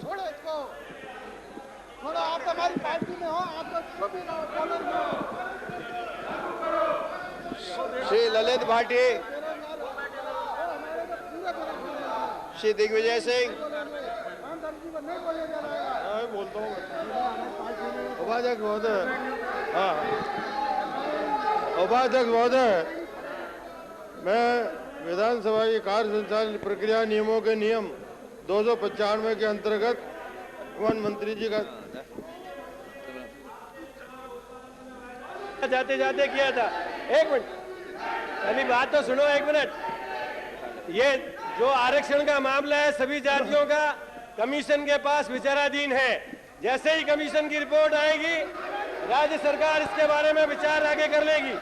इसलिए इसके बारे में आपको कोई भी ऑर्डर कमीशन के बाद जो मामला विचाराधीन है, उसके बारे में मैं माननीय सदस्यों को कहूंगा कि आप अपने स्थानों पर विराजें। कि कार्य संचालन प्रक्रिया नियमों के नियम 295 के अंतर्गत माननीय वन मंत्री जी का ध्यान आकर्षित करता हूँ। मान्यवर रणथंभौर बाग परियोजना जिला सवाई माधोपुर में स्थित है और केंद्र सरकार इस योजना को राष्ट्रीय उद्यान घोषित करने के बाद भी राज्य सरकार के वन जीव प्रतिपालक विभाग के अधिकारियों द्वारा इस राष्ट्रीय धरोहर को किसी प्रकार से निजी संस्थाओं टाइगर वॉच से 100 रुपए में स्टाम्प पेपर इकरारनामा 8 जनवरी 99 को किया है, जिसमें उस संस्था को 5 वर्ष के लिए इस बाग परियोजना में वेतन संग्राम पुस्तकालय अध्यक्ष की नियुक्ति और तो और अधिनियम लागू करवाने के बारे में विशेष उल्लेख के जरिए सदन का ध्यान संस्थान को एकाधिकार प्राप्त हो जाएगा, जो 5 वर्षों के लिए किया गया है कि राजस्थान में श्रेणी पुस्तकालय अध्यक्षों की नियुक्ति एवं पुस्तकालय अधिनियम राज्य में लागू करने के बारे में पूर्व भाजपा सरकार के समय में कई बार मांग की गई थी। माननीय मुख्यमंत्री जी से भी वार्ता हुई, लेकिन कोई भी कार्रवाई नहीं हुई। राजस्थान में हजारों नौजवान पुस्तकालय अध्यक्ष पद हेतु प्रशिक्षण प्राप्त कर बेरोजगारी के संबंध में वन मंत्री जी का ध्यान नियमों के नियम 295 के अंतर्गत दिलाते हुए आग्रह करूंगा कि अनुबंध को तुरंत प्रभाव से घोषणा पत्र में किए। इसी आधार पर वर्तमान कांग्रेस सरकार के आने के बाद हमने माननीय शिक्षा मंत्री से कई बार मिलकर प्रशिक्षित बेरोजगार पुस्तकालय अध्यक्षों की पीड़ा से अवगत कराया और उन्होंने आश्वासन दिया है। अध्यक्ष महोदय, मैं परिवहन विभाग की अधिसूचना संख्या बहुत से बेरोजगार इसी सत्र में आयु सीमा पार करने जा रहे हैं। इस कारण से बेरोजगारों के 1999 के जिसके द्वारा खालसा पंथ के त्रिशताब्दीय समारोह हेतु राज्य के कस्बे मार्गों पर आने वाले वाहनों को कर में छूट प्रदान की गई है, सदन की मेज पर रखता हूं। श्री चंदनमोहन वैद वित्त मंत्री भारत के नियंत्रण में लगा परीक्षक प्रतिवेदन लेके सदन की मेज पर रखेंगे। मालेगा परीक्षक का 31/98 को समाज वर्ष के लिए प्रतिवेदन संख्या 1 वाणिज्य भारत के नियंत्रण मालेगा परीक्षक का 31/98 को समाज वर्ष के लिए प्रतिवेदन संख्या राज्य प्रस्ताव किया और भारत के नियंत्रण मालेगा परीक्षक का 31/98 को समाज के वर्ष के लिए विनियोग बेचे लेखे वर्ष 95/98 सदन की मेज पर रखता हूँ। ध्यान आकर्षण प्रस्ताव प्रज्ञा संबंधी न्याय 131 अंतर्गत रघुवीर सिंह, नागराज, रूपलाल, रामकृष्ण, मांगीलाल ग्रासिया, खेमराज कटारा सदस्य जनजातीय विकास महाराष्ट्र पैटर्न पर किए जाने संबंध में जनजातीय विकास मंत्री का ध्यान आकर्षित करेंगे। श्री चंदनमल वैद प्रभारी मंत्री प्रस्ताव करेंगे कि राजस्थान विनियोग संख्या 4 विधेयक के विचारार्थ लिया जाए। उपाध्यक्ष महोदय, मैं प्रस्ताव करता हूं कि राजस्थान विनियोग संख्या 4 विधेयक 1999 को विचारार्थ लिया जाए। सदन की कार्रवाई 1 घंटे के लिए स्थगित की जाती है।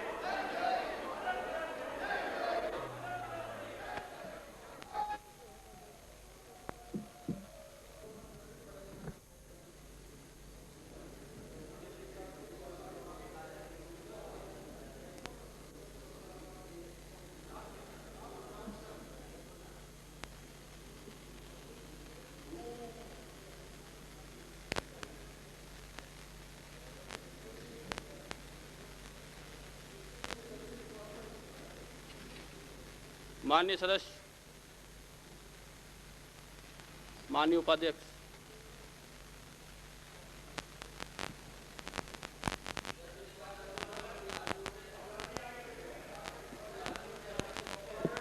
Order order order order please. Shri Sawarmal ji. माननीय अध्यक्ष उपाध्यक्ष महोदय, ऑर्डर। महोदय, आज राजस्थान के Shri Sawarmal ji. Vishnoi order order order please. आपको बोलने देंगे, हमारी चर्चा समाप्त करते हैं। बोलने देंगे, बोलने और जब भी मुख्यमंत्री आएंगे जातियों में शामिल करते ऑर्डर ऑर्डर ऑर्डर के मुद्दे के ऊपर चाहते हैं अभी माननीय सभी सदस्यों ने न्याय करेंगे चिंता प्रकट की, क्योंकि कांग्रेस के घोषणा पत्र में ये सारी बातों का उल्लेख है। यहाँ पर वेल में भी गए।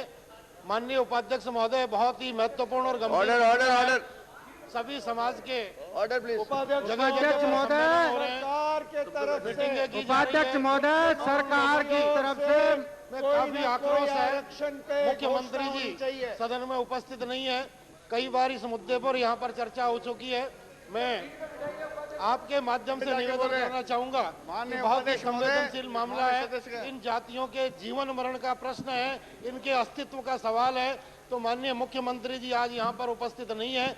जब भी यहाँ पर उपस्थित हो, एक बोल लेना ना, बोल लेना। उनकी क्या मंशा है इसके संबंध में भी उनसे बयान दिलवाया जाए, क्योंकि लोग बड़े उद्वेलित और माननीय सदस्य भी सभी पक्ष के अब ये दबी भावना से कुछ कह नहीं सकते हैं। बाकी इनकी भी भावना है।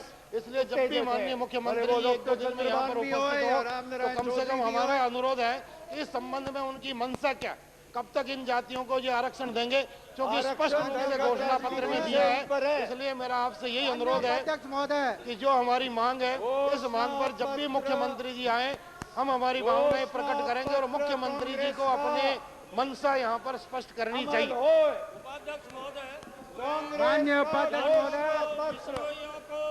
मेवों को जो एक जैसा धंधा जो कौमें 4 महीने हो गए, उनके आरक्षण के पक्ष में हैं हम। लेकिन बीजेपी जो आज पॉलिटिकल गेम खेल रही है, इनको याद नहीं कि जब वीपी सिंह ने ये मंडल आयोग की रिपोर्ट हमारा ध्यान आकर्षण दिया था, तब वीपी सिंह की सरकार गिराने वाले ये लोग थे।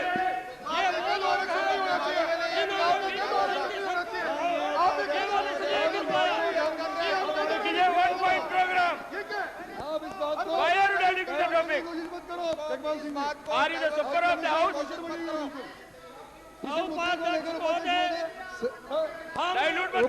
महोदय, उपाध्यक्ष महोदय, जगमाल सिंह जी, ये कोई बात नहीं है। और विष्णुइयों को आरक्षण देने के पक्ष में, लेकिन सरकार से मांग कर रहे हैं माननीय Jagmal Singh ji, are you a government? Why are you disturbing the topic? आरक्षण दिया था।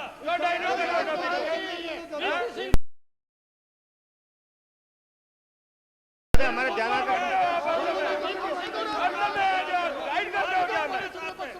आज ये आपको दुख हो रहा है कि ओबीसी में लिए गए मना कर रहे हैं क्या? आपको दुख क्यों हो रहा है कि जाटों को आरक्षण मिल रहा है? जाटों को आरक्षण मिलना चाहिए, ये डिमांड है। हमने नहीं रखी, खुद कांग्रेस पार्टी ने रखी। अध्यक्ष के फोटो से और जाटों को आरक्षण मिलना चाहिए। अब यादव हो तो आपको आपको तो आरक्षण मिलना चाहिए। मौके पर झटका देंगे आप। Order order order please, order please, order order मुद्दा मामले का ऑर्डर प्लीज, ऑर्डर। माननीय जगमाल सिंह जी ऑर्डर, ऑर्डर प्लीज। तो आप बोलिए ना, आपको इजाजत दी ना बोलने की? आप इतनी देर आप ही तो बोल रहे हो, आप ही तो बोल रहे हो, और कौन बोल रहा है? कांग्रेस घोषणा पत्र के अंदर है और जगमाल सिंह जी से मिल करके डाइवर्ट करना चाहते हैं। ऑर्डर ऑर्डर सावरमल जी, एक minute, order order please, order order order. आज इस सदन में पूरा देश जानता है। आप डाइवर्ट मत करो इस मामले को। इस मामले में पूरा सदन गंभीर है और सब इच्छा है ये जाटों को आरक्षण मिले, लेकिन आपकी नीति बदनीति है। जब मौका जब मामला उठता है आप बीच में खड़े होकर के तीसरी बात करते हो। आप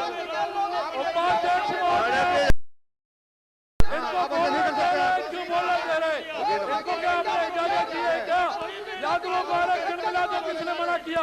और किसी को आरक्षण मिला तो हर मामले में जब मौका आता है, जाटों को आरक्षण मिला तो ये क्यों मना कर रहे हैं? इनको नहीं बोलना चाहिए। समाप्त कीजिए माननीय जगमाल सिंह जी, समाप्त कीजिए प्लीज। सावरमल जी, कोई अधिकार नहीं। माननीय यशवंत सिंह जी, यशवंत सिंह जी, यशवंत सिंह जी,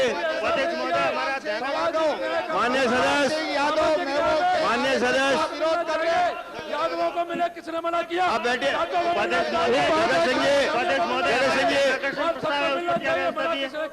हमारा ध्यान आकर्षण आप बैठिए प्लीज। जगत सिंह जी बैठिए, मैं आपका बोलने दूंगा। आप जगत सिंह जी बैठिए, आई कॉल्ड अपॉन, नहीं मैंने उनको कॉल अपॉन किया है, आपको बोलने दूंगा ना, उनके बाद बोलने दूंगा, आप उनके बाद आपका बोलने दूंगा। उपाध्यक्ष महोदय हमारा order order please please. Yashwant Singh ji, उपाध्यक्ष महोदय आज हमारा ध्यान आकर्षण है, उस पर क्या व्यवस्था दी? उपाध्यक्ष महोदय हमारा ध्यान आकर्षण प्रस्ताव है आज। Order order. उपाध्यक्ष महोदय आज हमारा ध्यान आकर्षण, order order please, order please. माननीय सावरमल जी, उपाध्यक्ष महोदय ऑर्डर प्लीज। आप ये मंडल के खिलाफ कमंडल। माननीय मंत्री जी, उपाध्यक्ष महोदय ऑर्डर ऑर्डर। अरे क्या आप बैठो ना, हमारा ध्यान आकर्षण प्रस्ताव। ऑर्डर, आप बैठिए, उपाध्यक्ष महोदय बैठिए बैठिए, आप क्या व्यवस्था दी? आप बैठिए। ध्यान आकर्षण प्रस्ताव। अरे उपाध्यक्ष महोदय, उपाध्यक्ष महोदय, ये माननीय सदस्य आज आरक्षण की चिंता करते हैं, यही वो लोग हैं जो मंडल के खिलाफ कमंडल को लेकर आए थे उस समय। आप भी उस टाइम में हमारे साथ को छोड़ा, दोनों को लेके भाग गए और इन जातियों के साथ अन्याय हुआ था, इसलिए हमने साथ नहीं दिया आपका। इन जातियों को आप उस समय आप उस समय कमंडल के सहकारिता मंत्री थे, आपने मंत्री पद उस समय इसलिए नहीं छोड़ा के आरक्षण के बाद उसके अपराधी भारतीय जनता पार्टी और कांग्रेस दोनों बराबर के हैं। मान्य मंत्री जी, मान्य राठौर साहब विराजिए। ये भी उस दिन हमारे माननीय राठौर साहब, पदों के स्वार्थी लोग अब कह रहे हैं कि बीजेपी वाले कमंडल लाए थे। आप आरक्षण के विरोध में हो ना, नहीं छोड़ते उस टाइम भी, अगर सामाजिक न्याय होता है। ये उपाध्यक्ष महोदय, उपाध्यक्ष महोदय, यदि हमारी पार्टी मिलेगा तो हमारी पार्टी मैनिफेस्टो में ऐसा क्यों करती, क्यों वादा करती? लेकिन आरक्षण देने की एक प्रक्रिया है, आरक्षण देने की एक प्रक्रिया है, इसके लिए कमीशन बना हुआ है, कमीशन की सिफारिश को सरकार मानेगी। आप यकीन कीजिए आरक्षण के पक्ष में है कांग्रेस। अरे रोज पेपर आउट हुए, किसका यकीन करे? हर बात पर सरकार की पड़ी है। श्री यशवंत सिंह जी, आप बैठ प्लीज। यशवंत सिंह जी बोलना। उपाध्यक्ष महोदय, हमारे जीवन और मरण का प्रश्न है। होगी ना बात आप?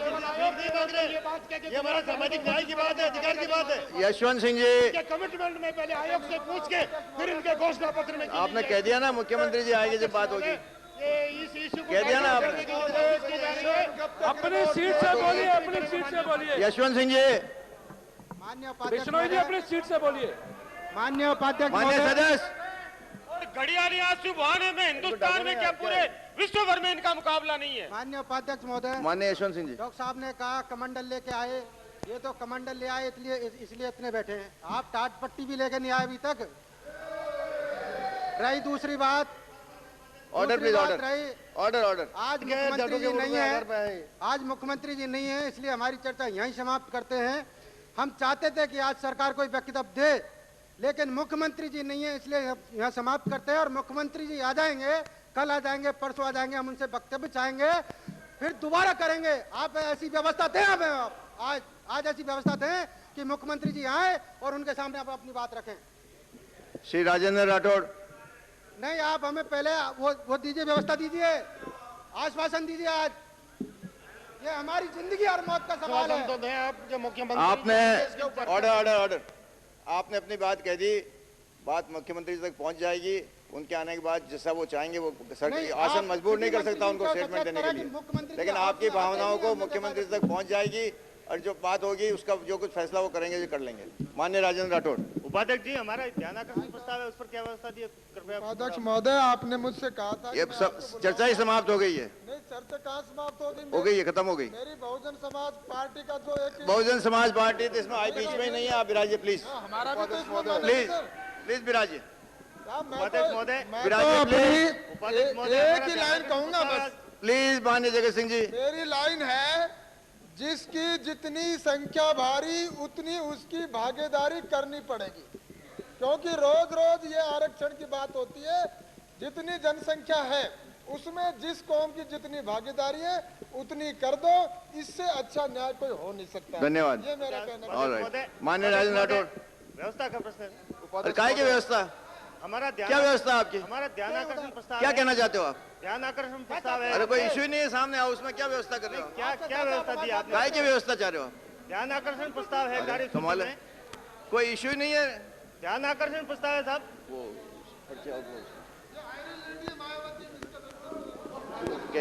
नहीं, आप रुको, बात हो गई। उपाध्यक्ष महोदय, ध्यानाकर्षण, माननीय सदस्य विराजिए, कृपया ये बताएं। विराजिए विराजिए, आप विराजिए, ध्यानाकर्षण प्रस्ताव है कार्य सूची में, विराजिए, आप क्या विराजिए, व्यवस्था दी है? कृपया ये तो बता दें हमको। विराजो विराजो। उपाध्यक्ष महोदय, आपकी आज्ञा से मैं सदन में उस बात को रख रहा हूं। उपाध्यक्ष महोदय, जिस बात पर जब से सत्र आहूत हुआ है 5 बार तो मंत्री जी ने वक्तव्य दे दिया और करीबन 4-5 घंटे इस पर बहस चल गई। उपाध्यक्ष महोदय, अभी 2 दिन पहले इस बात की चर्चा चली थी कि इस बार शिक्षा विभाग जो राजस्थान में 8वीं कक्षा तक की परीक्षाओं को आयोजित करवा रहा है, उनकी सेंटिटी क्या रह गई। और शिक्षा मंत्री जी वक्तव्य भी दे रहे थे। मुझे लगता है कि उस दिन प्रतिपक्ष के नेता ने कहा था कि व्यक्ति अगर जिम्मेदारी वहन नहीं कर सके तो इतिहास के पन्नों पर उसी व्यक्ति का नाम लिखा गया है जिसने नैतिकता के आधार पर फैसला किया। उपाध्यक्ष महोदय, मैं निवेदन यह करना चाहता हूं कि चूरू जिले के अंदर 1-2 जगह नहीं, उपाध्यक्ष महोदय, 6 परीक्षा केंद्रों पर जो 15 अप्रैल को 8वीं कक्षा की विज्ञान की परीक्षा होनी थी, प्रश्न पत्र खोल दिया इन्होंने 20 अप्रैल को, जिसका होना था सामाजिक विज्ञान का। और यही नहीं उपाध्यक्ष महोदय, 16 अप्रैल को फिर परीक्षा होनी थी अंग्रेजी की और प्रश्न पत्र खोल दिया इन्होंने 19 तारीख को जो परीक्षा होनी थी संस्कृत का। और जिन केंद्रों पर खोला, जिला मुख्यालय चूरू का राजकीय बागला सीनियर सेकेंडरी स्कूल, सुजानगढ़ का राजकीय जाजोदिया उच्च माध्यमिक विद्यालय, सरदारसर का टाटिया बालिका विद्यालय, सिद्धमुख में, सातड़ा में, राजलदेसर। और उपाध्यक्ष महोदय, जिस प्रश्न पत्र को खोला और जब यह जानकारी आई तो उस प्रश्न पत्र को वापस लिया गया और 19 और 20 तारीख से उपाध्यक्ष महोदय उन्हीं प्रश्न पत्र के आधार पर परीक्षा करवाई। और मैं निवेदन करना चाहता हूं कि किसको व्यक्ति रिपोर्ट करे। इन परीक्षा केंद्रों के अधीक्षकों ने रिपोर्ट की। चूरू के अंदर उपनिर्देशक बैठते हैं, गायब, कभी रहते ही नहीं। जिला शिक्षा अधिकारी गायब, एक उप जिला शिक्षा अधिकारी, उसको कोई सैनी, मिस्टर सैनी थे, उनको रिपोर्ट की और सैनी साहब ने सारी रिपोर्ट बना के शिक्षा मंत्री जी आपके निर्देशालय को भेज दी कि ये गलती हो गई या इस तरह की खामियां रह गई, इस तरह की कमियां रह गई और सारी सूचना समाचार पत्रों में आ गई। आप अपने आप को बड़े जागरूक शिक्षा मंत्री कहते हैं, और बड़े जोर शोर से बयान भी देते हैं। मैं तो आपको कहूंगा वक्तव्य देना तो आपकी शायद हॉबी बन गई, आपको अच्छा लगता है, वक्तव्य मंत्री बन गए, परंतु उसका नतीजा क्या निकला कि आपने उन्हीं प्रश्न पत्रों के आधार पर परीक्षा ले ली। आपने जिन प्रश्न पत्रों को गलत खोला गया उनके खिलाफ कोई जांच करे नहीं, आपका निर्देशालय मौन बैठा रहे। मैं निवेदन करना चाहता हूं उपाध्यक्ष महोदय, कितने दिन तक, आखिर कब तक हम लाखों विद्यार्थियों के भविष्य के साथ खिलवाड़ करते जाएंगे? मना कर दिया। आज एग्जामिनेशन की सेंटिटी बच क्या गई? बार बार हम कहते हैं, और शिक्षा मंत्री जी विश्वास किस पर करें, किसको जाके कहें? आज हम इस सर्वोच्च सदन में बात कहें और आप बड़े हल्केपन से कह देते हैं कि मैं इसकी जांच करवाऊंगा, या मैंने व्यवस्था कर दी परीक्षा के प्रश्न पत्रों के साथ साथ 2 सिपाही रहेंगे, सारे लोग वहां दिन और रात उनकी ड्यूटी लगेगी। आपकी ये सारी बात ने शिक्षा मंत्री जी खोखली साबित हुई है। इसलिए मेरा निवेदन है, कृपया राजस्थान के गरीब जनता पर, उनके बच्चों पर रहम करो। आप रहम करके, आपसे व्यवस्था नहीं हो सके तो आप कम से कम हाथ खड़े करके कह दो कि मुझसे परीक्षा इस बार करवाना संभव नहीं। एक दो नहीं, अखबार की शाही सूखती नहीं और दूसरे दिन फिर प्रश्न पत्र को आउट होने के नाम पर, प्रश्न पत्र गलत खुलने के नाम पर, और ये सारी बातें होती। आप वैकल्पिक प्रश्न पत्र की बात करते, हमने वैकल्पिक प्रश्न पत्र का इंतजाम कर दिया। शिक्षा मंत्री जी वैकल्पिक प्रश्न पत्र का इंतजाम करके बड़ा आपने कोई मीर नहीं मारनी, परंतु आज इसकी विश्वसनीयता को कहां ले जाके छोड़ेंगे? इसलिए मेरा निवेदन है कि आपसे इंतजाम तो होगा नहीं, आप तो इस सर्वोच्च सदन में कह दो कि मैं इस